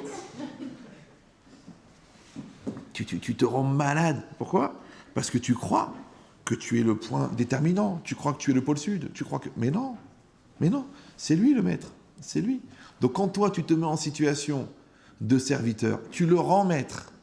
Maintenant, bizarrement, le bon Dieu, quand tu le rends roi, il s'occupe de toi. Par contre, quand tu lui dis, ouais, c'est moi le roi, c'est moi qui décide, c'est moi qui fais, c'est moi qui veux, je fais ce que je veux, je fais ce que je veux, alors le bon Dieu, il dit, bah, puisque tu es tellement bon, débrouille-toi tout seul. Après, tu dis, ouais, il n'y a rien qui marche, tes portes se ferment. Attends, t'as voulu tout faire tout seul, vas-y, débrouille-toi, on va voir de quoi t'es capable. C'est difficile. Et si quelqu'un veut dire, ouais, mais c'est dur quand même de baisser la tête devant Dieu. Non, pourquoi? Le gars, à la sortie de la boîte de nuit, il y a Mouloud, il t'a dit, dégage. Tu as dit, oui, monsieur. C'est normal, 2m12, 195 kilos, 75 combats, 102 morts. Tu as vu comment en 2 minutes, le petit Tunisien nerveux, il est devenu calme. Bien sûr, monsieur Mouloud, je vous garde la voiture. Tiens, en fait, vos chaussures, elles ne brillent pas assez, je m'en occupe. C'est marrant quand t'as fait une crise de modestie instantanée. C'est beau, c'est beau. Non, on appelle en français du réalisme. Alors si déjà, devant le videur de la boîte, t'es devenu réaliste, Tu t'es rappelé que tu pèses 61 kilos, dont 83% de graisse. Ouais. Non, parce que Bruce Lee aussi, il pesait 63 kilos, mais lui, c'était pas que de la graisse. Donc tu t'es calmé. Alors après, tu réfléchis, tu dis, le bon Dieu, quand il éternue, ça fait un tsunami. Donc tu peux avoir cette modestie de dire, bon, c'est bon. Mais en plus de ça, il t'aime. Et en plus de ça, il pense à toi. Et en plus de ça, il s'occupe de chaque détail de ta vie. Ouais, tu te rappelles quand t'as avalé de travers en rigolant, en mangeant le morceau de poulet? Qui c'est qui a débloqué le morceau de poulet? C'est lui. Sinon, on serait tous à Pantin en train de dire, vous vous rendez compte, un petit morceau de poulet. C'est la folie, un petit morceau de poulet. Hein. Oh. On n'est rien dans ce monde. On est des excroissances de petits morceaux de poulet. Quoi. Et le bon Dieu, tout de suite, il a fait glisser le morceau. Ça fait... il est passé. Ça, c'est un miracle. Il y en a 100 millions par jour. Tu marches avec ton téléphone, tu marches dans la rue, tu traverses. Mais l'autre, il arrive, l'autre. Tu te rends compte, tu aurais pu mourir pour un texto. Donc toute la vie, c'est comme ça. Si tu prends tous ces miracles-là, le gosse, il a poussé son frère sur le radiateur. L'autre, il est arrivé à 1 millimètre. L'autre, il veut descendre les escaliers en vélo. T'es pas au courant, t'étais tranquille au travail. Et le gosse, il dit, je vais descendre du 8e étage en vélo. Et il descend. Un miracle que l'autre, le voisin, il lui dit, oh, où tu vas, David? Descends ton vélo, s'il te plaît. Tes parents sont au courant que t'es seul dans l'escalier? Mais Hachem, il a envoyé un avis pour sauver ton fils. Toute la vie, c'est comme ça. Celui qui ne voit pas ça, ça veut dire qu'il est Eved Atzmo, il est serviteur de lui-même. Il est tellement imbu de lui-même qu'il croit que le monde entier, il tourne autour de lui. Wow, lui, il est le centre du monde, il est à la pointe du compas. Mais c'est faux. Tous les gens qui pensent qu'ils sont à la pointe du compas, le jour où ils meurent, on dit, t'es au courant qui Non, tu le connais? Écoute, il me rappelle quelqu'un. Pourquoi les gens qui pensent qu'ils sont indispensables, le jour où ils meurent, personne ne pense à eux? C'est mal tombé, un jour de pluie, il n'y a personne au cimetière. La Choupa, ils n'ont pas pu venir, il y avait une grève de train. Quand tu vois qu'il y a du monde à la Choupa et qu'il y a du monde au cimetière, c'est que c'est des gens importants. Parce qu'ils ont compté pour Hachem, ils ont compté pour les gens. Mais quand tu n'arrives même pas à faire mignonne, parce que toute la famille elle est en vacances, c'est normal, il n'a pas à revenir des Seychelles pour son père. 15 000 € la semaine, le mec, il a dit je viendrai après, je ferai le deuil après. Il a fait genre un report de deuil. Mais si déjà tu fais un report de deuil, tu aurais dû faire un report de mort, comme ça tu serais mort quand tu serais revenu. Ah, c'était pas dans les options du contrat. C'est des gens qui sont tellement égoïstes, pour avoir dégénéré des enfants tellement égoïstes, combien ils devaient eux-mêmes égoïstes? Alors que quelqu'un de généreux, tu peux lui refuser quelque chose? Tu peux rien refuser. Ah, tu dis non, mais il faisait pas beau, c'était pas la bonne période. Vas-y, trouve un truc pour. Mais toi et toi-même. Et même le mort lui-même, il peut se demander quand même. Il dit, où ils sont les gens? Je comprends pas. On est en train d'attraper des gens dans le cimetière pour faire Kaddish. C'est pas normal. Il n'y a personne.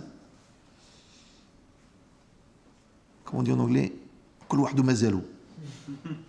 C'est pas normal, c'est comme ça. Donc si c'est cette logique-là, ça s'appelle Anava. C'est ça la modestie. Parce que tu as été à ta place. Et bien bizarrement, les gens qui sont à leur place, c'est comme un engrenage. La pièce, quand elle est à sa place, elle déclenche les autres pièces. Maintenant, quand elle veut prendre plus que sa place ou moins que sa place, parce que tu as mis une trop petite dent dentée, une trop petite roue dentée, alors elle n'entraîne plus l'engrenage. Alors la montre, elle ne marche plus. Tu es une roue dentée. Toi, tu entraînes ta femme, tu entraînes tes enfants, tu entraînes tes amis, tu entraînes ta communauté, tu entraînes tes voisins. On est une roue dentée. Chacun, il est la roue dentée. Si chacun, il est à sa place, c'est pour ça que le shalom, c'est que chacun soit à sa place. Et ça marche très bien. Ouais.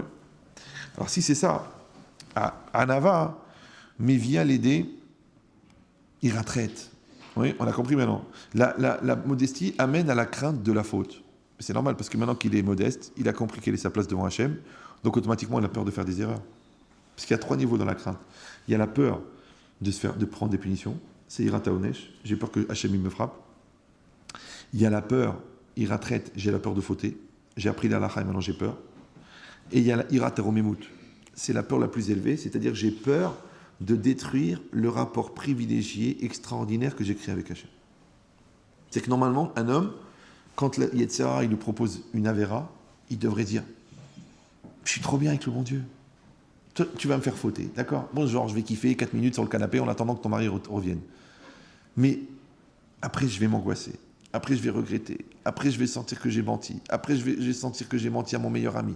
Après, je vais sentir que je me suis pollué avec une femme pourrie. Après, je vais sentir que j'ai sali une femme mariée, qui maintenant est interdite à son mari parce qu'elle a eu un rapport extra-conjugal. Après, je vais sentir que les enfants qui vont naître, ils vont être dans un esprit pourri. Après, je vais sentir que j'aurai honte de regarder mes parents dans les yeux qui sont d'une droiture extraordinaire. Après, j'aurai honte de monter à la Torah parce que je sais que j'ai touché à une femme mariée. Après, à chaque Yom Kippour, je vais m'angoisser. Après, à chaque fois que j'aurai un problème, je vais me dire que c'est à cause de ça. Après, quand la parnassa, elle va disparaître, je vais comprendre que c'est à cause de ça. Tout ça pour 10 minutes sur un canapé. Tu sais quoi, chérie? Rhabille-toi. Moi, je m'en vais. On fait comme si ça s'était jamais passé. Mais il faut une force pour faire ça. Alors, soit tu as une irat shamaïm extraordinaire,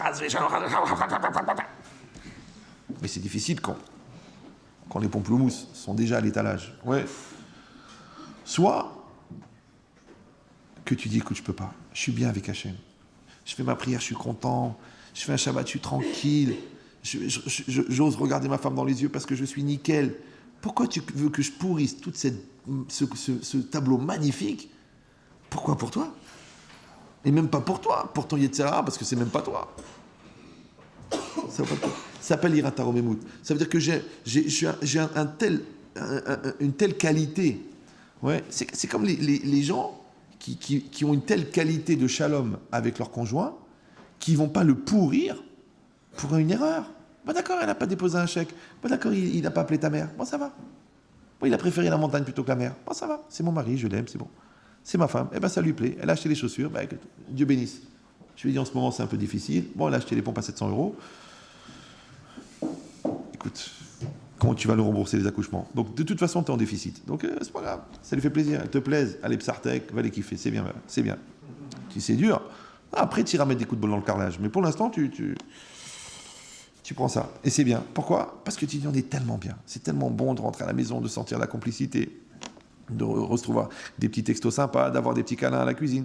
Tu vas gaspiller ça pour un chèque qui n'a pas été déposé. Je t'avais dit de déposer le chèque. C'est pas pour l'argent, c'est pour le principe. Je peux pas compter sur toi. T'es une gamine, t'es immature, t'es comme ta mère, tous des dépressifs. Mais la prochaine fois, elle va le manger, le chèque. Elle va le vomir, le chèque. Propose-lui un chèque encore. Tout ça, tu as tout pourri pour... C'est la vraie question, c'est pas quelle est la gravité de l'erreur de ne pas déposer le chèque. C'est que de quel niveau de nullité il est, notre couple, à tes yeux, pour qu'on puisse le jeter à la poubelle pour un problème de négligence de chèque. Effet rétroactif symptomatique d'une grave maladie de négligence installée depuis des années dans un cancer destructeur. Donc vite, tu mets la paix, tu mets le shalom, tu mets l'amour, tu mets la communication. Comme ça, quand elle vient l'épreuve, tu rigoles, regarde. Ouais, c'est comme si tu gagnes au loto, 75 millions d'euros, et en sortant, après que tu as eu le chèque, tu déchires ta veste. Tu dis pas « Oh, je vais mourir !» Maintenant, tu as déchiré une veste. Tu as déchiré une veste de Isaac. À 22 €. Tu viens de prendre 75 millions, tu pleures sur la veste. Tu dis non, c'est pour le principe. Ah, c'est pire encore, c'est encore plus abstrait qu'une veste. Ouais. Tu laisses tomber. Bah, c'est exactement pareil. Si tu as tout pour être heureux, arrête de te prendre la tête pour des bêtises. C'est ce qu'ils font les gens. Les gens, ils pourrissent leur réalité avec des choses qui sont inintéressantes. C'est comme tu te prends la tête avec ton frère parce qu'il te doit 500 € et le lendemain, il est mort. Et tu dis mince, on aurait pu se réconcilier, j'aurais pu lui dire c'est pas grave, mais il est mort. Toi, tu dis, il n'est pas mort à cause de ça, j'espère. Il a posé me rappeler parce qu'il avait honte pour les 500 €, parce que je l'ai jeté, je lui ai dit ouais, les 500 €, qu'est-ce qu'on fait les 500 €? Et il a fait un arrêt cardiaque, il est mort. Et toi, tu es là, tu te dis mon frère, quand même. Oh purée, mon frère, mince, mon frère. 500 €. Combien l'amitié? 500. Combien la fraternité? 500. Pas cher, hein? Dommage, tu aurais dû t'acheter un autre frère pour 500 €. Tu sais quoi? Mais 800. Parce que c'est ça ce que ça vaut. Parce que pour 500, tu as détruit la fraternité. La fratrie. Vous comprenez la logique? Toute la vie, c'est comme ça. Donc tu vas t'engueuler pour une omelette qui est brûlée. Tu vas faire la tête parce que vous vouliez te faire les fenouilles. Bon, il a oublié ton anniversaire. Et alors? Ben ouais, mais l'anniversaire, c'est important. On le sait, puisque ça fait 364 jours que tu le répètes. C'est même un miracle qu'il a pu oublier. Alors que maintenant, il a oublié. Mais il est pas méchant, il a oublié. Ça peut arriver, non? Non, on ne peut pas oublier une chose pareille. Si on oublie, c'est qu'on fait... Arrête de faire une maîtrise de psychiatrie sur ça. Il a oublié. Alors viens, voilà, il te propose, viens, on part au Baléares. Vas-y, pars avec lui. Non, je pars pas. Jamais, j'oublierai jamais. Et tous les ans, on va faire un mémorial de la douleur pour le jour de l'oubli. Ils appellent ça le devoir de mémoire. C'est très grave. Comme s'il avait eu le Shoah. D'accord? Mais ici, c'est marqué ici. Que ça s'appelle que la modestie, elle amène à la crainte de la faute. Et la crainte de la faute, elle amène à la sainteté. Ouais. Et la sainteté, c'est quoi? C'est pas la pureté. La sainteté, c'est un niveau supérieur de distance avec la matérialité qui a fait de toi un homme libre et une femme libre de la matérialité. C'est ça la sainteté. C'est que les téphilines, ils n'ont pas seulement amené une sainteté des téphilines sur ton corps. C'est aussi que pour mettre les téphilines, il a fallu que tu maîtrises ton esprit, que tu maîtrises ton corps, que tu te mettes en situation par rapport à la synagogue, par rapport au Kriyat Shema. Donc en fait, les téphilines, ils t'ont porté à un niveau extraordinaire que tu n'aurais pas eu avec M6. Il y en a qui ont essayé de faire de la spiritualité le dimanche matin sur TF1, mais c'est pas ça. C'est pas ça, c'est bien, c'est sympa, c'est bien. Pour des goïms, c'est bien, mais pour des juifs, c'est pas suffisant. Tu sens que tu as besoin de... Ça, c'est la sainteté. Maintenant, la sainteté, Kedusha Mevier l'aider Roi HaKodesh. La sainteté amène l'esprit être capable d'être doté de l'esprit divin. L'esprit divin, ça veut dire que tu es capable d'être prophète. Maintenant, calmez-vous, détendez-vous, ouais. On ne parle pas maintenant de quelqu'un qui voit en temps réel le futur, mais quelqu'un qui par le travail qu'il a fait sur lui-même, donc toutes les étapes dont on a parlé, qui a fait un tel travail d'abnégation au niveau de son orgueil, de sa crainte de Dieu, c'est-à-dire qu'il a purifié son psychique, il l'a rendu translucide, et après il a fait un tel travail au niveau de sa relation avec la matière, donc il a purifié son physique, c'est que son rapport avec la bouffe, avec le fric, avec le sexe, il a complètement élevé, il a complètement changé, donc son corps ne fait plus écran devant sa neshama, son psychique, son nefesh ne fait plus écran devant la neshama. Or la neshama, elle vit le futur au présent, puisque pour la neshama, le temps est un présent continuel. Donc la neshama, elle connaît le futur. Donc quand tu enlèves les écrans qui sont devant la neshama, eh ben la neshama, elle voit le futur au présent. Ce qu'on appelle vulgairement l'intuition prophétique. Maintenant, chez Baba Salé, c'est que dès que tu rentres, il te raconte ta vie, ouais. Et chez les gens comme nous, c'est des intuitions. Tu as travaillé à Montpellier? Oui. Comment tu sais? J'aime pas cette maison. Non. Cette fille-là, tu la prends pas comme secrétaire, je la sens pas. Mais pourquoi? Qu'est-ce qu'elle a? Elle est sympathique, elle est ouverte, elle est cool. Je la sens pas. Elle a des regards bizarres. Et quand tu la regardes, tu as des yeux bizarres. Allez hop! Oh, tu vois le mal partout? Non, je le vois en toi. Oui, c'est vrai. D'accord. La femme, elle a un instinct. Le mari, il a un instinct. C'est pareil. Tu t'arrêtes pas de penser à ton fils. Tu dis, je pense à mon fils. Pourquoi je pense à lui? Une fois, deux fois, trois fois, quatre fois. Allez, je l'appelle. Mais t'es fou, Myriam, tu l'appelles, mais il est 4h30 à New York. Tu l'appelles. Allô? Oui. Yes, it's Christine. Christine? Je peux parler à David? David? Qu'est-ce que tu fais dans ta chambre d'étudiant avec Christine à 4h30 du matin? On révise l'anatomie. Quel? Tu veux toujours être gynéco? Oui. Maintenant, pourquoi toi, à 4h30 du matin à New York, tu as eu besoin de l'appeler? Ça s'appelle ça l'instinct maternel. Toi qui ne regardes jamais les textos de ton mari, pour la première fois de ta vie, tu dis tiens, je vais regarder. Pourquoi tu es tombé juste sur celui qui ne l'a pas effacé? Je t'embrasse partout, merci pour cette nuit merveilleuse. Catherine. David, où t'étais hier soir? Bah, tu sais bien, en réunion, ça a tardé, finalement on est resté sur place, sur site. Sur site. Maintenant, toi, tu sais que c'est pas toi qui envoie des textos.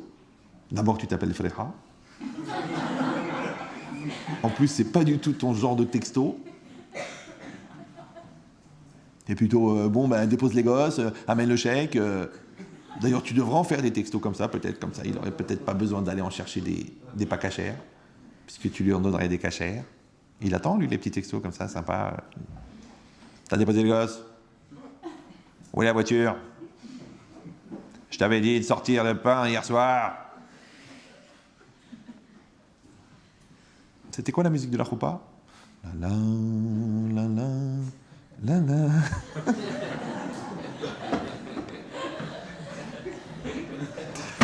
C'est pas évident d'épouser son geôlier, d'accord? Mais donc tu peux rendre la vie un peu plus agréable. Vous avez un instinct musical qui est extraordinaire. Donc après, c'est marqué Roi HaKodesh. Donc le fait d'avoir pris toutes ces étapes qui amènent à un certain niveau de purification, ensuite de sanctification, fait que tu es capable d'avoir l'Esprit divin. Encore une fois, pas au niveau prophétique de Baba Salé et de Moshe Rabbeinu, mais au niveau intuitif, d'avoir des instincts qui sont nécessaires pour pouvoir te déplacer en accord avec le divin, c'est-à-dire qu'Hachem envoie les messages, puisqu'il est l'émetteur, le émet, et toi, tu es un bon récepteur. Et enfin, Roi HaKodesh, mais via l'aider Triatametim. Le dernier niveau, c'est que le fait maintenant d'être doté de l'Esprit divin, ça te donne la capacité de faire revivre les morts. Ah, tu dis, ça c'est un job, ça c'est un truc, il n'y a pas de concurrence. C'est sûr que si j'ouvre une boîte résurrection des morts, tu te mets juste en face de Pantin là-bas, à côté de Benamou, et tu dis, non, n'allez pas chez Max, venez chez moi. D'accord? Je m'occupe du reste. Ce soir, papy rentre à la maison. Qui c'est qui peut faire ça? C'est impossible, ouais. Alors pourquoi? Alors vous savez que c'est écrit dans le Talmud, c'est ça, hein, c'est 2400 pages.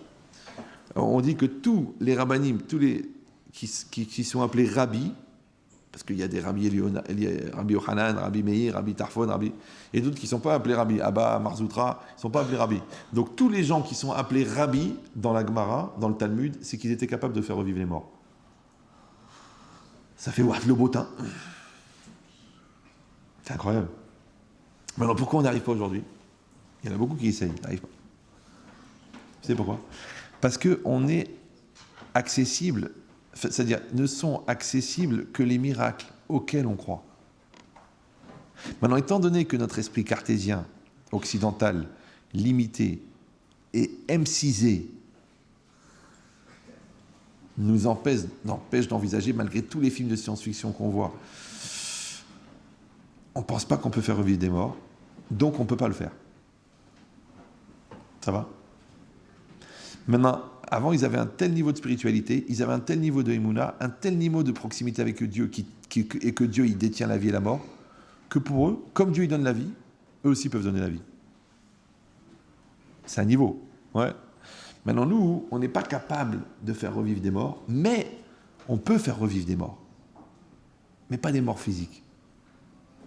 Mais quand le gars, il ne croit plus dans son couple, tu peux lui redonner l'espoir. Quand celui-là, il est dépressif, tu peux lui redonner la pêche. Quand celui-là, il est convaincu qu'il est en échec scolaire, tu peux le faire. Quand l'autre, il est en anorexie totale et qu'elle pense que de toute façon, elle va mourir tu peux l'aider. C'est-à-dire qu'on peut faire vivre ce genre de mort. Faire teshuva aux gens, c'est faire revivre les morts, parce que les Réchaïm sont appelés morts. Et la teshuva, elle est appelée résurrection des morts. Parce que même la personne elle-même, quand tu lui disais, mais écoute, mets les tefilines, il disait, non, mais c'est mort. Non, j'ai fait trop de choses, c'est mort. Laisse tomber, tu sais pas ce que j'ai vécu, tu sais pas ce que j'ai pu faire comme saleté, franchement, c'est mort. Alors toi, tu lui dis, mais si vraiment le bon Dieu il pensait que c'était mort, ça se verrait sur le côté figé de ton cadavre.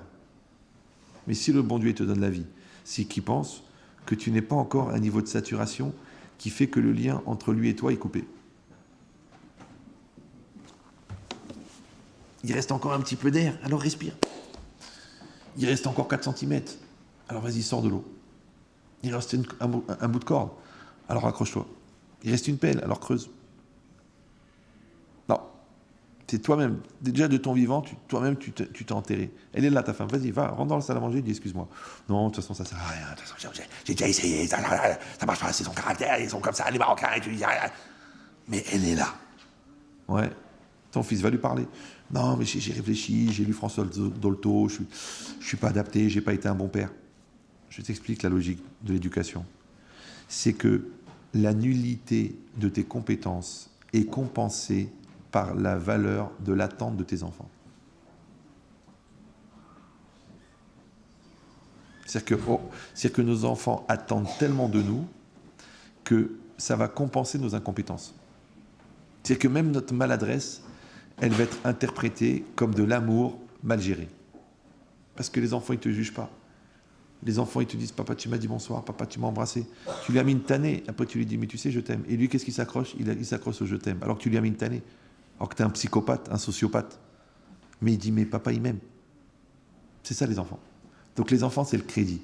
Donc profite tant que tu as du crédit, puisqu'il est là. Un jour, il va partir. Un jour, il va s'enfuir. Un jour, il va passer par la fenêtre. Et toi, tu vas dire, j'aurais dû, j'aurais pu, j'aurais cru, j'aurais su, si j'avais entendu ce cours avant. Pourquoi tu n'avais pas de bon sens, tu n'avais pas de cerveau? Tu étais dans le coma. C'est ça, tant qu'il y a de la vie, il y a de l'espoir. C'est-à-dire que l'option, baisser les bras, n'est pas dans le contrat. Vous savez, les gens disent, je baisse les bras. Je baisse les bras, j'en peux plus. Non, tu baisses pas les bras. Tu te bats, tu n'y arrives pas, tu l'amènes chez quelqu'un, tu n'arrives pas, tu l'envoies à l'armée, tu n'arrives pas, tu fais quelque chose. Tu fais pas rien. Écoutez, il est là, il fume des trucs, je sais pas ce qu'il speak, je sais pas ce qu'il fait. Il speak English, il speak. Non, tu le prends, tu lui dis que tu l'aimes, tu l'attrapes, tu le mets dans un avion, tu l'amènes, tu lui l'amènes à Tzal, tu lui dis débrouille avec lui. Foutu dans un kibbutz, emmène-le dans une usine, emmène-le en désintoxication en Bretagne, avec Mathieu, Ludovic, sur un bateau. Mais il ne va pas manger cachère. Ben pour l'instant, il en est la coke, alors on verra la cache-route plus tard.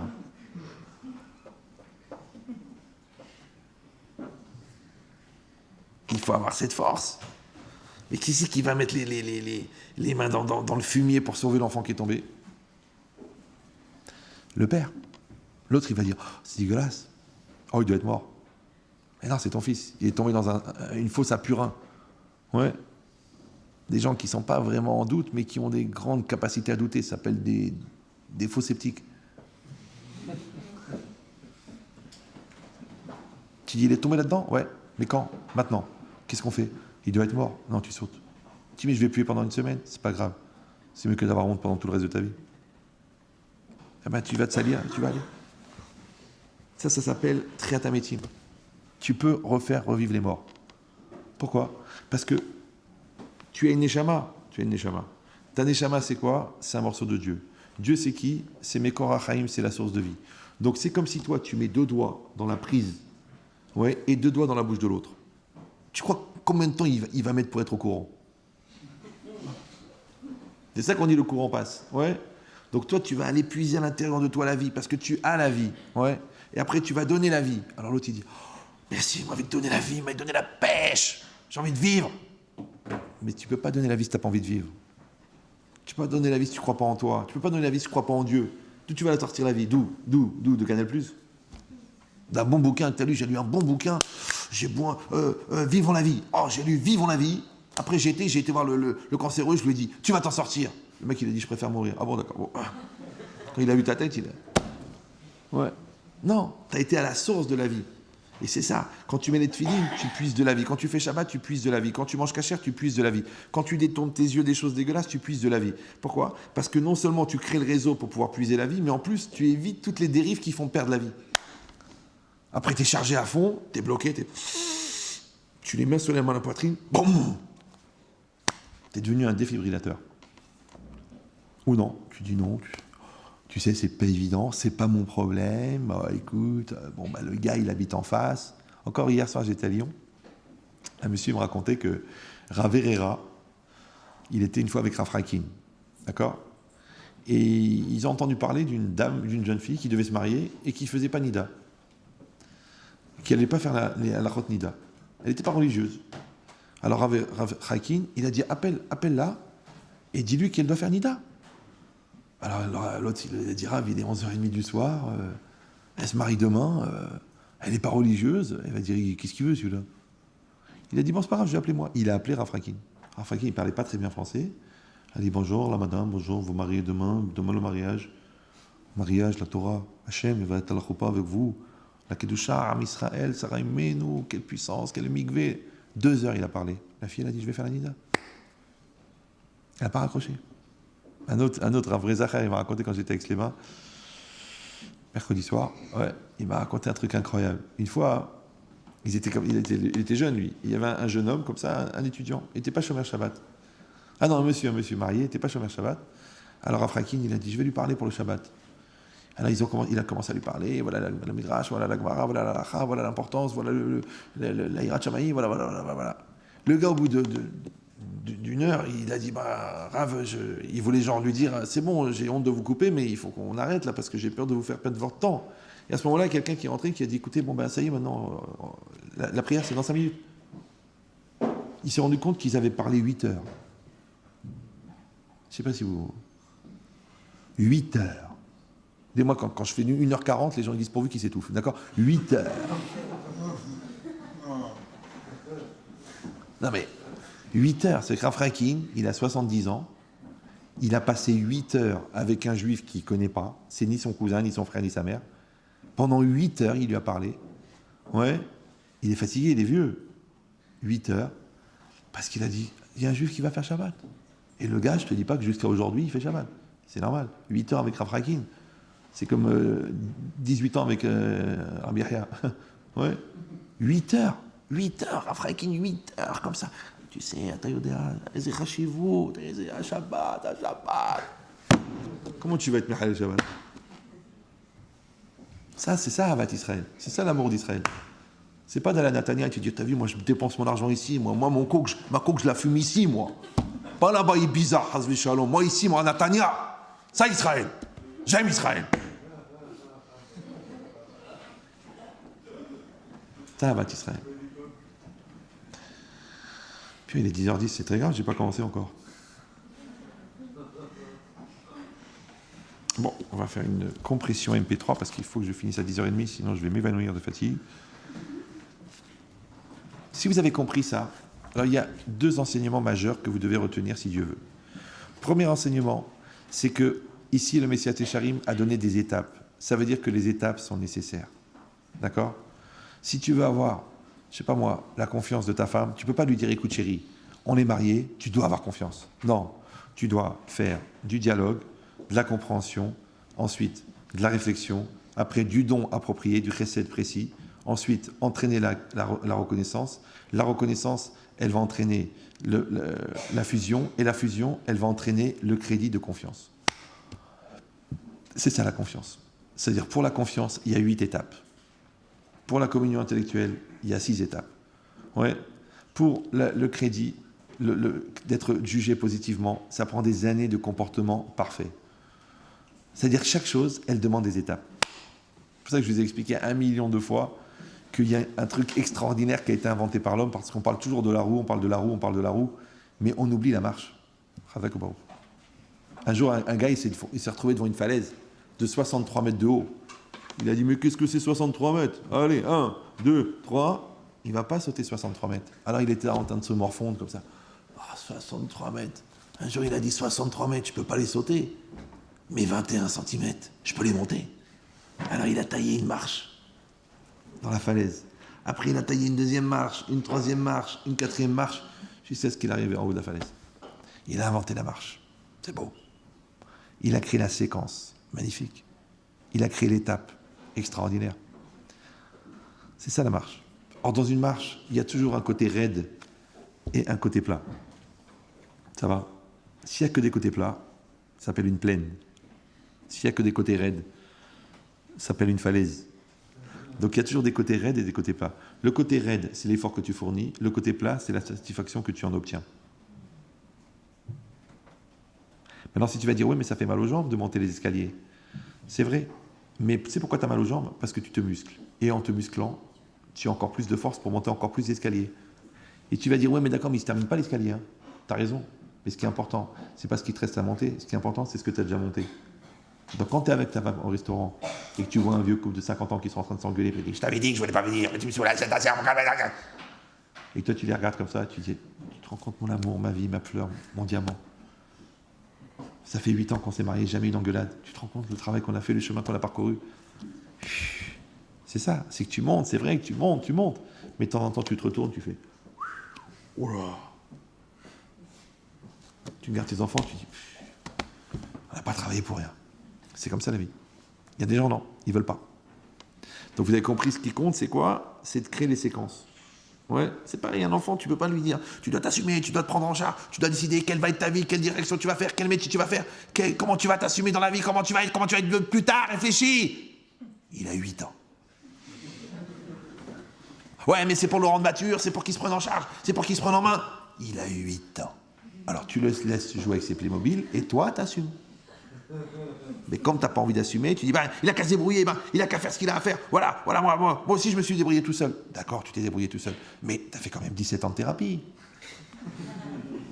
Le Xanax, tu le gardes toujours sur toi.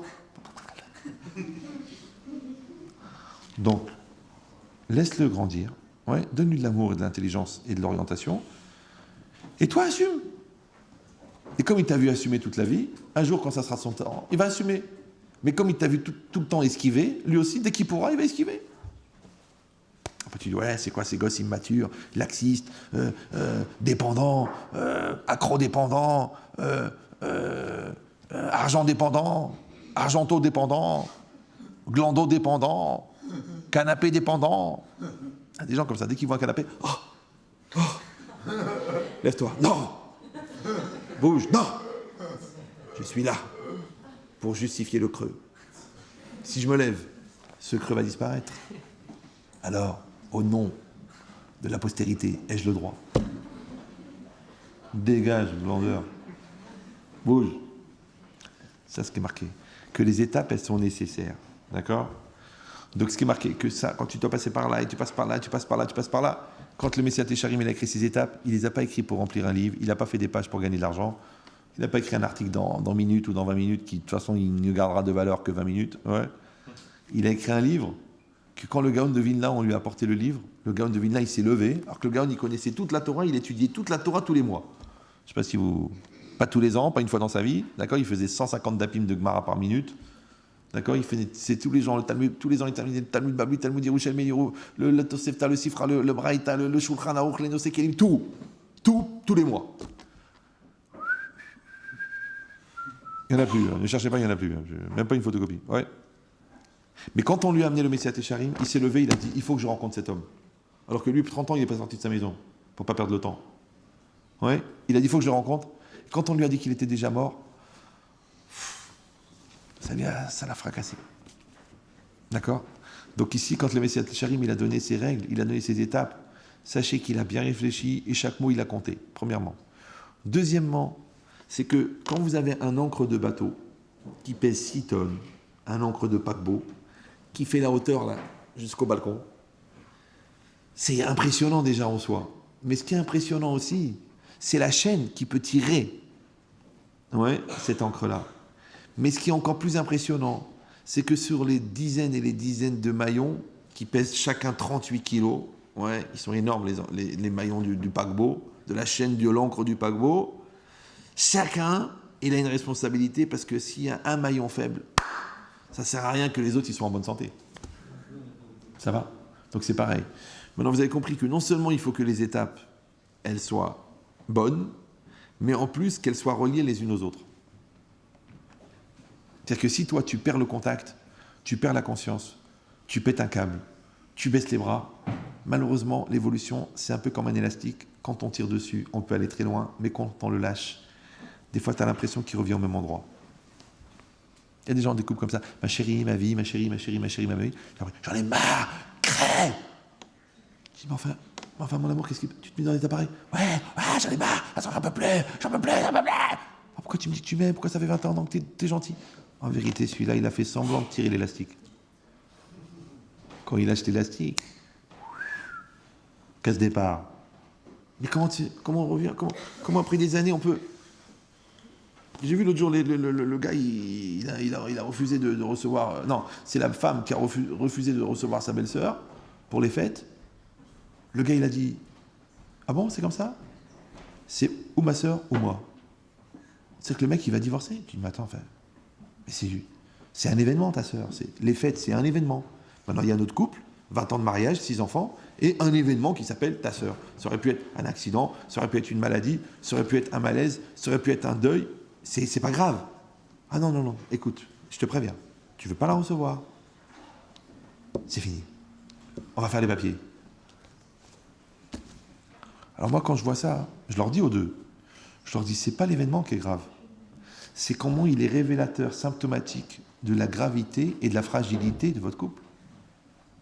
C'est comme quand tu vois un gâteau. Tu sais, la première fois que tu vois ce genre de gâteau, tu le prends, tu crois qu'il pèse... Ah, il est vachement léger. Ah. Et puis comme tu as trop serré, il explose. Tu sais comment ça s'appelle? une meringue. Des fois, tu crois qu'il y a un couple, en fait, c'est une meringue de couple. Tu crois que c'est une montagne, en fait, c'est une meringue de montagne. Je crois que c'est une grande personnalité, une grande personnalité, une grande personnalité. Et après, tu le vois dans une colère. Tu te dis, mais c'est un animal, le gars. Moi, je croyais genre la maîtrise, le charisme, et après, les gros mots. En fait, c'est un cheval qui a mis un masque.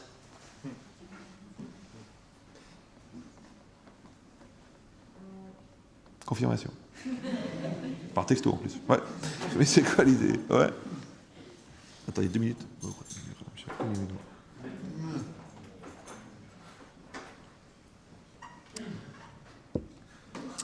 Chazak ou Baruch Jaïs.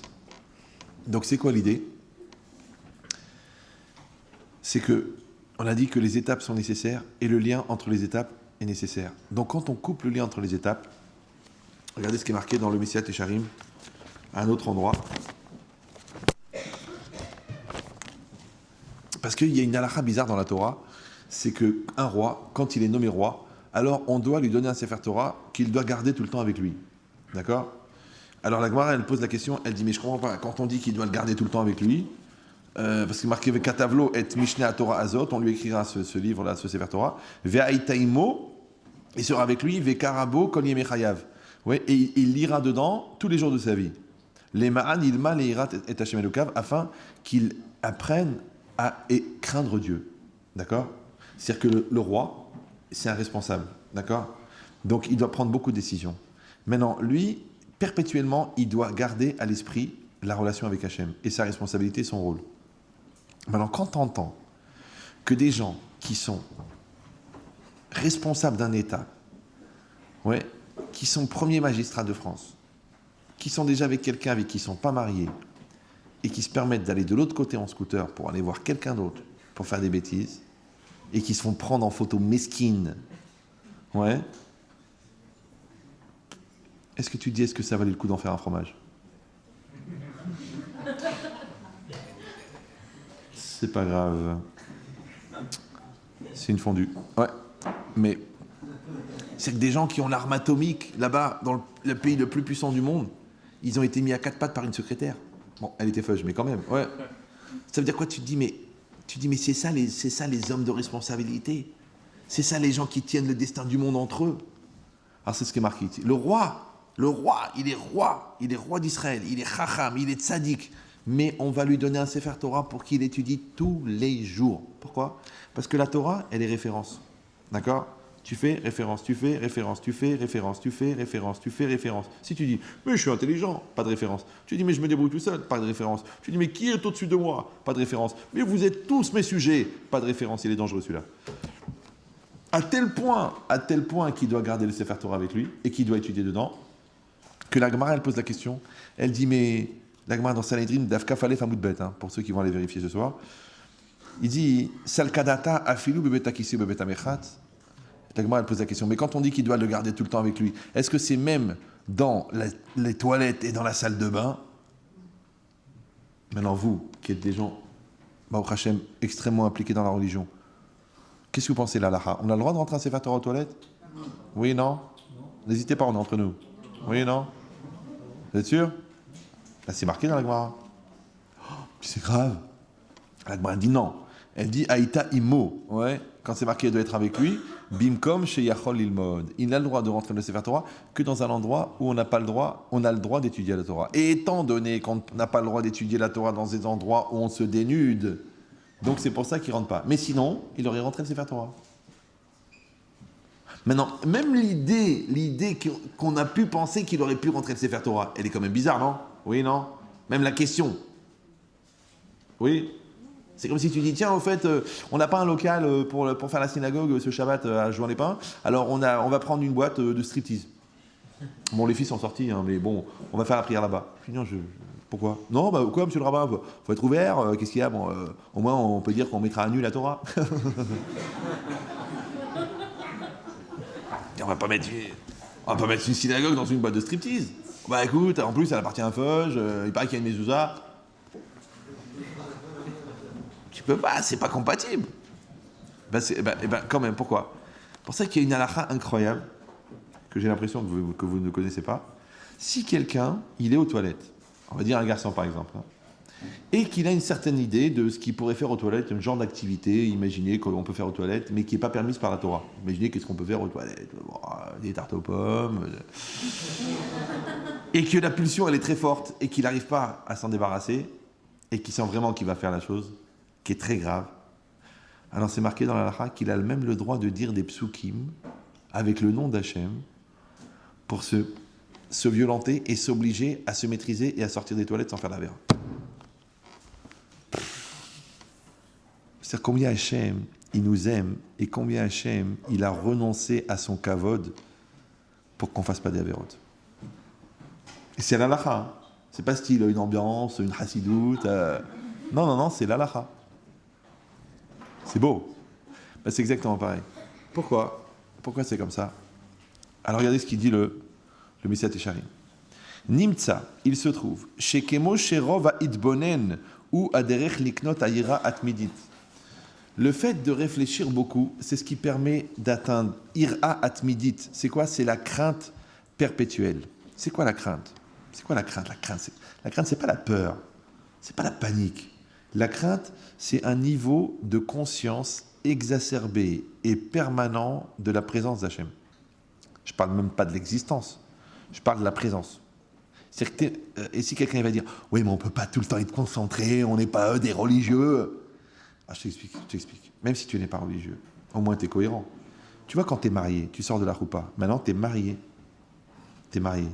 Donc, tu es marié quand tu es en pleine forme, tu es marié quand tu es fatigué, tu es marié quand tu as bu un coup, tu es marié quand vous êtes engueulé la veille, tu es marié quand tu es seul dans un hôtel la nuit, tu es marié quand la fille, elle te dit ça te dit de passer un moment avec moi, tu es marié.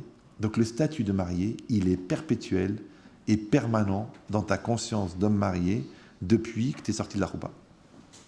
Maintenant, si tu as des petites pertes d'esprit, pertes de conscience, perte de statut, il y a des gens comme ça. Je sais, il a oublié qu'il était marié, le mec. Hop, hop, hop, hop. Comme ça. Oh, j'ai perdu la tête, j'avais la tête ailleurs. Bon, c'est un truc qui a démarré avec Louis XVI, très connu, ouais. Tu t'es marié, tes parents. T'es pas parent une fois par an, tes parents. Donc ton fils, maintenant, t'as le souci, qu'est-ce qu'il fait, où il est? Tu dis rien, parce que t'as confiance en lui, mais quand même t'as peur. Tu dis, bon, où il est, où il dort ce soir, qu'est-ce qu'il fait? Dans quelle famille d'accueil tu vas partir, mon fils, en Thaïlande? Quel genre de tourisme tu vas faire? J'adore les petits garçons. Oh. 2 minutes, je vomis, je reviens. Hein. Mais n'oublie pas tes téfilines, mon chéri. D'accord? Donc ça veut dire quoi? Ça veut dire que parent, c'est une conscience. Marié, c'est une conscience. Honnête, c'est une conscience. D'accord? Eh bien, juif, tu crois que c'est pas une conscience? C'est une conscience. Donc c'est quoi la conscience exacerbée de la présence divine? S'appelle en hébreu Hirat Shamaim, la crainte du ciel. T'as la crainte du ciel, voilà, t'as la crainte, voilà. Tu dis, mais ça se fait pas, tu sais, je ne veux pas me faire remarquer, je ne veux pas porter de signes ostentatoires. Mais déjà, ton nez, c'est un signe ostentatoire. Et tu vas pas te faire couper le nez, quand même. Il y a une erreur, là. Qui c'est qui peut se gourer? T'as vu ta tête, déjà? Vous êtes cow-boy? Mormon? Non. Même ce matin, j'étais dans le taxi, le gars, qui était sûrement du Maghreb, ouais, il me regarde comme ça, il me dit, monsieur le rabbin, tu vois, le gars, il a compris. Ouais. Pourquoi il ne s'est pas trompé? Alors qu'il y a des fois, toi, tu te dis, bah, le gars, il faut vraiment que je baisse la culotte pour qu'il sache de quelle religion je suis, c'est pas normal. Quand t'as honte, t'as peur. Tu te dis, ah, c'est pas évident quand même, on vivrait dans un milieu, faut s'insérer, faut s'intégrer. Quoi, l'autre, il a honte de se mettre par terre pour faire la prière? Il n'a pas honte, il dit non. C'est l'Algérie qui a gagné, t'as compris? T'as compris, non? Il a dit notre Benzema ou Benze, je sais pas quoi. Il a dit je chante pas la Marseillaise et j'assume. Mais il a la nationalité. Enlève-lui la nationalité. Non. Tu sais pourquoi ils enlèvent pas la nationalité? Parce que toute la France sera algérienne dans 10 ans. Non, j'exagère, 10 ans, c'est beaucoup. Ouais. Mais c'est quoi l'idée? On va pas faire de politique. Mais enfin, regardez autour de vous et dites-moi si je me gourre. Ouais. Donc c'est quoi l'idée? Non, si vous étiez... c'était quand? C'était quel soir? Si vous étiez sur le périph' à minuit, le soir où ils ont gagné, croyez-moi que vous pouvez appeler le numéro d'appel de nuit de la Sournout. Alors, donc ce qui est marqué ici. Donc c'est quoi l'idée? L'idée, et c'est très important, c'est qu'une personne, à ce qui est marqué, que quelqu'un, il est mitbonen. C'est quoi mitbonen? C'est qu'il réfléchit. Mais les hitbonen, ça vient de bonnet. Et bonnet, c'est quoi? C'est construire. C'est-à-dire que quelqu'un, il ne doit pas réfléchir. Il ne doit pas réfléchir pour l'intellect. Il ne doit pas réfléchir pour l'aspect apaisant d'une certaine philosophie de vie. Non, il construit le raisonnement, il construit sa vie, il construit sa réalité. Il dit Ken esea hadaat ou bitul ayun ou amafsid agadol shela. Maintenant, de la même manière que cette crainte perpétuelle, elle ne peut être le fruit que d'une grande réflexion qui elle-même est perpétuelle. Par contre, le contraire. Et si ahadaat, c'est-à-dire que le fait d'écarter son esprit de cette notion-là, de perdre la conscience de cela, d'être immature dans sa relation avec sa religion, ou bitul ayun, et l'annulation de la réflexion, ou amafsid agadol shela. C'est ça qui va faire perdre toutes les valeurs que tu as pu atteindre dans la relation avec la présence divine, tu vas les perdre avec le Essi Hadaat. Il dit que ce soit à cause des soucis ou que ce soit à cause de la volonté. C'est-à-dire que soit involontairement parce que tu as ta tête tellement prise que tu n'arrives plus à penser à Dieu, soit parce que volontairement tu ne veux plus penser à Dieu. Dans les deux cas, tu as débranché la prise. Maintenant, ne me dis pas il fait chaud alors que tu as enlevé la clim. Ne me dis pas j'entends plus la musique alors que tu l'as enlevé la prise de la chaîne IFI. Donc, ou tu es branché ou tu n'es pas branché. Parce que je vois les gens qui disent écoutez, je ne vais plus à la synagogue, je ne mange plus cachère, je ne suis plus vraiment convaincu des choses, et puis là, je me pose des questions est-ce que Dieu existe? C'est normal. Tu débranches, les batteries elles baissent, même ton téléphone, il donne des signes de faiblesse. Parce que tous les jours, tu le rebranches. Et tu vois, il a 1 barre, 2 barres, 3 barres, 4 barres. Tu es plein. Toi aussi, tu es plein. Tu as pris ta cache-route, tu as pris tes tefilines, tu as pris tes mitzvot, tu as pris ton Shabbat. C'est comme ça. Et c'est pas de l'autosuggestion, parce que les gens ils disent oh, bah, c'est la méthode quoi. Alors, genre, tant que tu te le répètes, tu vas le croire. Non. Tu as pris une énergie. C'est une énergie qui n'existe que dans les tefilines. C'est comme ça. Il y en a qui ont essayé les séminaires de relaxation, la transcendance, le bouddhisme, les pierres dans le dos, mais les tefs. Oui, mais peut-être qu'il y a d'autres chemins, d'accord. Mais il se trouve que tu n'es pas né avec une tache rouge sur le visage. Alors mets les tefs. Et pas là où il y a la tache. Au-dessus. Vas-y, mange cachère. Ouais, mais tu sais, je mange bio. Mange cachère. Ça n'a rien à voir. La cache-route, c'est pas parce que c'est sanitaire. Ah bon, c'est vrai. Va au mikvé. Écoutez, j'ai une salle de bain à 30 000 €, je vois pas l'intérêt d'aller attraper une mycose dans un bain public. Mais tu es une mycose. Est-ce qu'une mycose peut attraper une mycose? Et pourquoi tu as une mycose, bicose? Ça fait 3500 ans que les femmes juives elles vont au mikvé, toi tu te réveilles un matin, tu dis non, c'est pas propre. Tu crois que la femme de Rabbi Shimon Bar Yochai elle était sale? Et que toi le petit brel que tu as conçu qui fume des joints tous les jours, tu crois que c'est la pureté qui l'a rendu comme ça? Donc c'est normal. C'est-à-dire que ça fait 3500 ans qu'on a des recettes pour fabriquer des tzadikim. Et toi, tu te lèves un matin et tu dis j'ai des nouvelles idées. Alors on dit En a emet hadash, vn a hadash emet. La vérité n'est pas nouvelle et la nouveauté n'est pas vraie.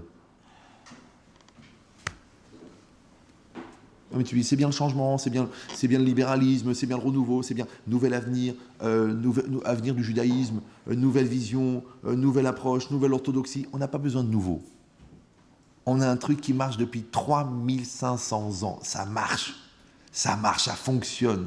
Ouais, mais il faut apporter des améliorations, il faut faire étudier la Guémara aux femmes, il faut les faire monter à la Torah, il faut instaurer le Shabbat le dimanche, parce que c'est un bon jour pour le business.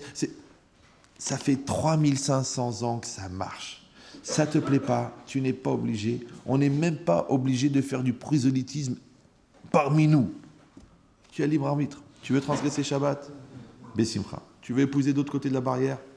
Bessimcha. Tu veux ne pas faire la Brit Mila, couper court à toute discussion? Tu peux le faire. Personne ne va te dire, dis-moi ton fils.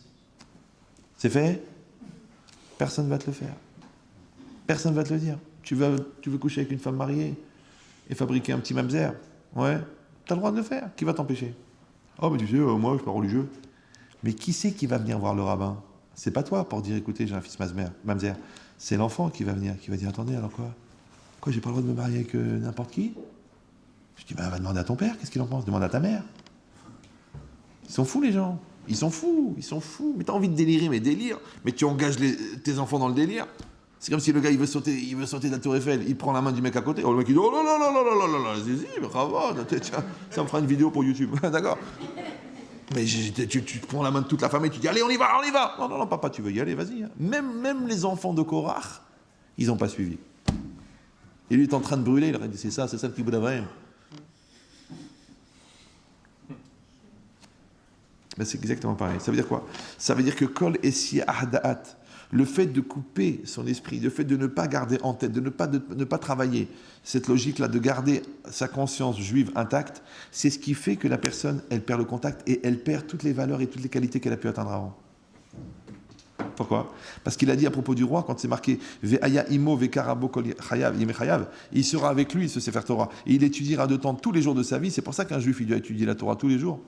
Même s'il a déjà fait la yeshiva, même s'il connaît, même s'il croit, même s'il a fait un doc d'hébreu, même s'il a vécu 4 ans au kibbutz, il peut aller étudier. Il y a des gens qui ont 95 ans, ils étudient encore tous les jours, alors qu'ils connaissent toute la Torah entière. Et toi, Biaïnara, qui a lu la Bible en français, ou le Zohar en judéo-espagnol, tu crois que tu n'as pas besoin d'étudier? Il dit pourquoi? Les ma'an ilmad, les ira et Hashem elokav, afin qu'il apprenne à craindre l'Éternel son Dieu. Regardez ce qu'il dit le Messiat Esharim, mais après je vous laisse tranquille. Alamata, de là tu apprends. She'en ha'ir'an ilmedet, elamina kriya. D'accord? Que la crainte ne peut s'apprendre que de la lecture. C'est-à-dire que c'est que l'étude de la Torah qui peut apprendre la crainte. Tu dis, mais j'ai pas besoin de ça. Moi, Dieu, il est dans mon cœur. Tu sais, moi, quand je pense à Dieu, moi, je suis bien. Moi, j'ai pas besoin de votre kiddush, votre mitzvah. Le bon Dieu, il t'a pas demandé de fixer les règles. C'est lui, le bon Dieu. Si toi, tu veux fixer les règles, ça veut dire que tu penses que c'est toi le bon Dieu. Il y a déjà un bon Dieu. Le rôle est pris. Ouais. Trouve-toi un autre rôle. Essaye de serviteur, peut-être. Ouais. Il dit, Nilmedet elamina mikra abilti nifseket. Donc, il y a 2 conditions. Première condition, c'est que tu dis la Torah. Deuxième condition, c'est que tu t'arrêtes jamais. Et dans la vie, c'est pareil. Quand tu es marié, tu es marié. Maintenant, tu dois être gentil, attentionné, doux, intelligent et affectueux tout le temps. Tu dis, ouais, mais des fois, on n'a pas les nerfs, des fois, on est stressé, des fois, puis c'est notre caractère. Ah non, t'as pas compris. Ces petites coupures-là que tu justifies, tu vas les payer cher. Parce que comme l'autre, déjà, elle voit que tu es lunatique, déjà, elle n'a plus confiance. Elle voit une autre facette de ta personne qui est bizarre. Après, elle dit, pourquoi je vais investir dans un mec qui ne tient pas la route? Donc, tu ne sais même pas ce que ça t'a coûté de ne pas atteindre la perpétuité. C'est pareil. La banque, elle voit que tu ne tiens pas la route. Nous allons nous passer de la valeur de votre clientèle. Comment on va prêter un mec qui fait des découvertes tous les 3 jours? Après, on dit non, mais c'est un accident. C'est pas grave, allez le faire ailleurs. T'as compris? C'est-à-dire quoi? C'est-à-dire que toi, tu crois que tes petites raisons à 2 balles, elles vont te sauver. Mais les raisons à 2 balles, elles sauvent les enfants menteurs. Mais de quoi? De l'idée qu'ils se font de se faire attraper. Mais les parents, ils ont compris qu'ils mentent. La police, elle a compris qu'ils mentent. Donc ça ne sert à rien de mentir. Maintenant, quand tu mens à l'autre, tu finis par te mentir à toi-même. Un jour, tu mens au bon Dieu. Alors maintenant que tu mens à tout le monde, peut-être que ton histoire n'a même pas commencé. C'est ce qui est marqué ici. Il dit pour ça que c'est marqué dans le pasouk, les ma'an, ilmad, les ira. Ouais, il écrit, il doit garder le Sefer Torah avec lui et l'étudier, afin qu'il apprenne à craindre. Pourquoi il n'y a pas écrit les ma'an ira, afin qu'il craigne Hachem? Il n'y a pas écrit ça. Vous avez compris ou non? Il y a écrit afin qu'il apprenne à craindre. C'est quoi l'imoud? L'imoud, c'est pas seulement l'étude. L'imoud, meloumad en hébreu, c'est former. Donc le limoud, c'est un apprentissage. Ça veut dire qu'on est perpétuellement en apprentissage. C'est pour ça que j'ai commencé par le mot apprentissage. Ouais. On est des apprentissages. Un apprenti, c'est un talmid, et un sage, c'est un chacham. Ça s'appelle talmid chacham. On est des apprentissages. Moi, je pense que j'enseigne beaucoup mieux qu'il y a 10 ans. Maintenant, j'espère que dans 10 ans, j'enseignerai mieux. Ouais. Moi, je mets les téphilines mieux qu'il y a 15 ans. Maintenant, je comprends mieux la valeur de mon couple qu'il y a 20 ans. C'est normal. Parce que je suis en apprentissage. Maintenant, je peux dire, écoute, on est mariés, d'accord? c'est bon, hein, attends le divorce des enfants pour se quitter. C'est dommage. Continue l'apprentissage. Améliore-toi. Et ça, c'est un logique. Ça s'appelle le polissage en hébreu, en français. Ouais. Un objet, plus tu le polis, plus il brille. T'as peur de quoi? D'être trop brillant? Une fois, j'ai dit à un homme, sois gentil avec elle, sois sympathique, fais-lui des surprises, sois fantaisiste, sois poétique. Il m'a dit, non, mais elle va être trop heureuse. Non, pourtant, j'en ai écouté, j'en ai lu des livres bizarres dans ma vie. J'en ai écouté des dialogues bizarres dans des films. J'en ai eu des répliques incroyables. Mais c'est ce mot-là, elle va être trop heureuse. Ça veut dire déjà être heureuse, c'est pas grave qu'elle soit heureuse, ta femme. Mais genre, elle va être trop heureuse. Trop heureuse? Mais je crois pas que t'es trop intelligent, toi. Je crois pas. C'est bizarre, ce mot-là. Il est bizarre, non? Il vous choque pas, vous? C'est choquant, non? Ben, c'est exactement pareil. Il dit que quelqu'un, en vérité, il ne doit pas avoir peur d'encore de travailler, encore de s'améliorer, encore de faire, encore de grandir. D'ailleurs, j'ai cet argument, moi, des fois, avec les gens, quand ils viennent en rendez-vous et que je leur dis, bon, ben, vous savez, je vais vous faire un programme, il va falloir travailler. Ils disent, bon, ça consiste en quoi exactement? Écouter des cours, prendre des notes, travailler sur soi, régler des problèmes. C'est contraignant. C'est contraignant, ça dépend du train de vie. Ça peut être trintignant aussi, ouais, d'accord? Non, je lui dis non. Je dis, vous savez, moi, j'ai 53 ans, j'ai une grande famille. Ça fait 30 ans que j'enseigne, plus de la moitié de ma vie, d'accord? J'ai diffusé plus d'1 million de CD, j'ai écrit 2 livres, j'ai aidé plus de 100 000 élèves, j'ai soigné des psychiatres, et tous les jours, je me travaille. Moi, je me travaille moi. C'est pas par orgueil que je leur dis ça, c'est pour leur dire, alors, toi qui viens de découvrir, voire de Calimero, qui vient de découvrir que le travail sur soi peut engendrer quelques améliorations, qui vient de découvrir après un scanner de ta personnalité que tu as des défauts majeurs qui te rapprochent de l'homme de Cro-Magnon au niveau évolution, ouais. Donc peut-être que tu pourras envisager de faire un petit travail sur la colère ou sur la générosité ou sur la patience, peut-être que tu pourrais l'envisager. Tant qu'il y a quelqu'un en face pour le subir.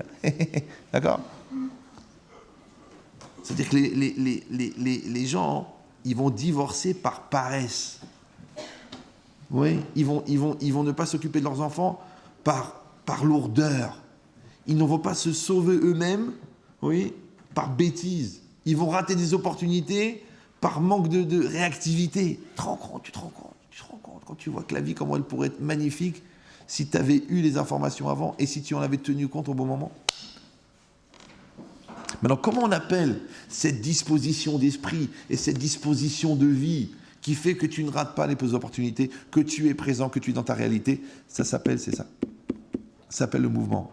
Ouais, ça s'appelle la démarche du Messias Técharim, ça s'appelle le travail, ça s'appelle que tu es tout le temps dans un apprentissage d'améliorer ta crainte d'Hachem. Parce que pour améliorer ta crainte d'Hachem, il faut que tu améliores ta Torah, il faut que tu améliores ta connaissance, il faut que tu améliores tes qualités morales, il faut que tu améliores ta persévérance, ta vérité, ton objectivité, ta recherche de personnalité, ton amélioration personnelle, ton travail sur toi. Il faut que tu travailles tout ça. Donc comment tu vas faire? Par contre, quand toi, c'est fatigant, quand toi, t'as pas la tête, quand toi, tu commences et tu t'arrêtes, quand tu finis les spas, quand tu n'as pas d'acquisition, quand tu n'as pas de satisfaction personnelle, quand tu n'as pas de valorisation personnelle, eh ben, tu te décourages et tu baisses les droits. Et puis, tu essaies de trouver un film sympa qui va te faire passer une soirée de plus pour rien. C'est ça, la vie. Comment ça s'appelle en français? La coupure. Maintenant, pourquoi je fais ce cours avant les vacances?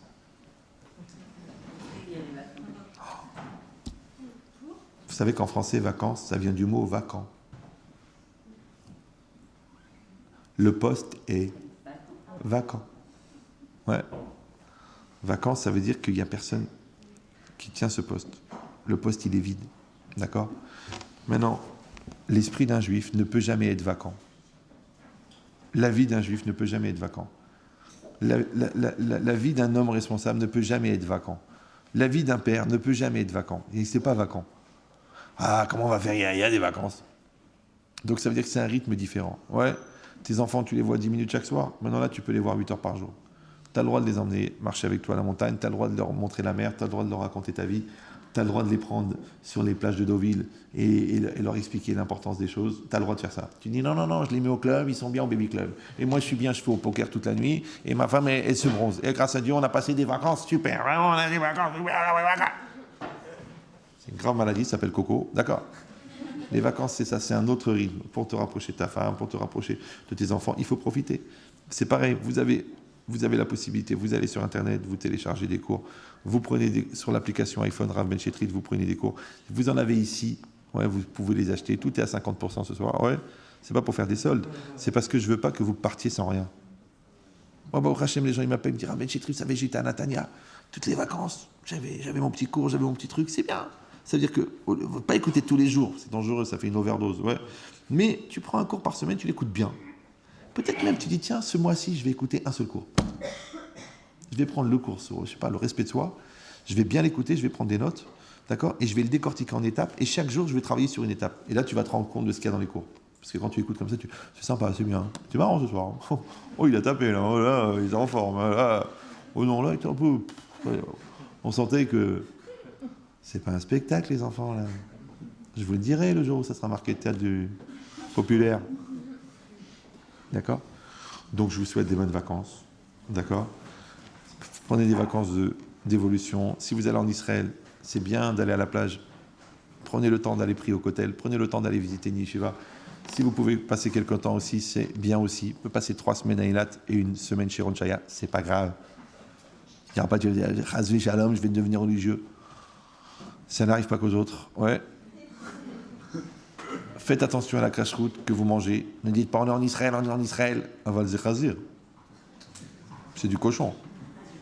Ouais, faites attention. Et à part ça, n'oubliez pas le Shabbat, n'oubliez pas la pudeur. Pourquoi ? Parce que n'oubliez jamais que juste après les vacances, il y a Rosh Hashanah. Le bon Dieu, il n'a pas fait Rosh Hashanah en mai. Ou là en juin, il l'a fait juste après les vacances. T'arrives tout bronzé. Nous, comment ça s'est passé la Kedusha ?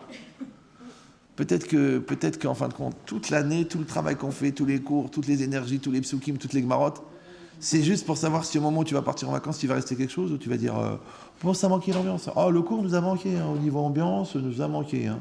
C'est dommage. C'est ça ce qui va se passer. C'est est-ce que tu vas arriver à Natania et tu vas dire oh, tourne ta tête. Parce que même à Natania, tu peux aller étudier, tu peux aller à la plage séparée, tu peux prendre du temps avec les... Tu peux trouver une bonne cache-route, tu peux le faire. Même à Eilat, il y a une bonne synagogue, il y a des cours en hauteur, tu peux le faire. Ouais, à plus forte raison à Yerushalayim, à plus forte raison. Même tu peux aller en Grèce et trouver des cours. Tu peux suivre des cours sur Internet, tu peux faire. C'est-à-dire tu vas aménager tes vacances pour pas que Chazvé Shalom elles soient vides. Ouais, pourquoi je vous dire pourquoi le secret ? Parce que le secret, c'est qu'il ne faut jamais faire des choses que tu sais que tu pourras les regretter un jour. Parce que ces choses-là, elles viennent de la perte de conscience. Et la Gemara, elle dit Rechaim, le'im charatot. Les Rechaim sont remplis de regrets. Donc, il ne faut pas avoir des regrets. Maintenant, ce n'est pas qu'il ne faut pas avoir des regrets parce que tu n'as pas de conscience. Il ne faut pas avoir des regrets parce que tu n'as rien à regretter. D'accord ? Et deuxièmement, il faut faire les choses, d'accord, que tu dois faire pour ne pas avoir à regretter de ne pas les avoir fait. Donc, fais ce que tu as à faire. Fais ta prière. Bon, c'est en vacances. Lève-toi le matin, fais ta prière. Fais-la, qu'est-ce que tu risques ? Mets tes tefs. Tu dis non, c'est pas évident, on part en excursion, on va faire du canoë-kayak. Ça prend 10 minutes, lève-toi 10 minutes avant, fais-le, c'est pas grave. Ouais. Prends un petit temps pour étudier la Torah. En soirée, t'as rien à foutre. Combien on boit de café à Natania ? Combien ? Alors, la question, tu as la Q7 ou la Q5 ? Ah ouais, attends, tu as vu la Audi ? Dans toutes ces soirées Bléanara culturelles, ouais, à réfléchir sur le coup de pied de ce Bomba et de Brisley, ouais. Je sais plus comment il s'appelle celui-là, ouais. Eh ben réfléchis aussi, tiens, il avait dit cette phrase-là, ne fais jamais une chose que tu auras à regretter, qu'est-ce que tu en penses ? Ah ouais, c'est intelligent, ouais, c'est idiot, non, c'est rien, ça nous complexe, ça nous prend la tête, au contraire, ça nous fait grandir. Vas-y, réfléchis. Et ce petit temps-là, de Torah, il va éclairer ta journée. Parce que c'est pour ça que Shem t'a donné une journée de plus. C'est pas pour aller balader ton jean sur le kikar. Donc, Bezrat Hashem, des bonnes vacances, une bonne santé, beaucoup de réussite, beaucoup de bonheur. Si vous trouvez votre zivoug, Bessimcha, je viendrai au mariage.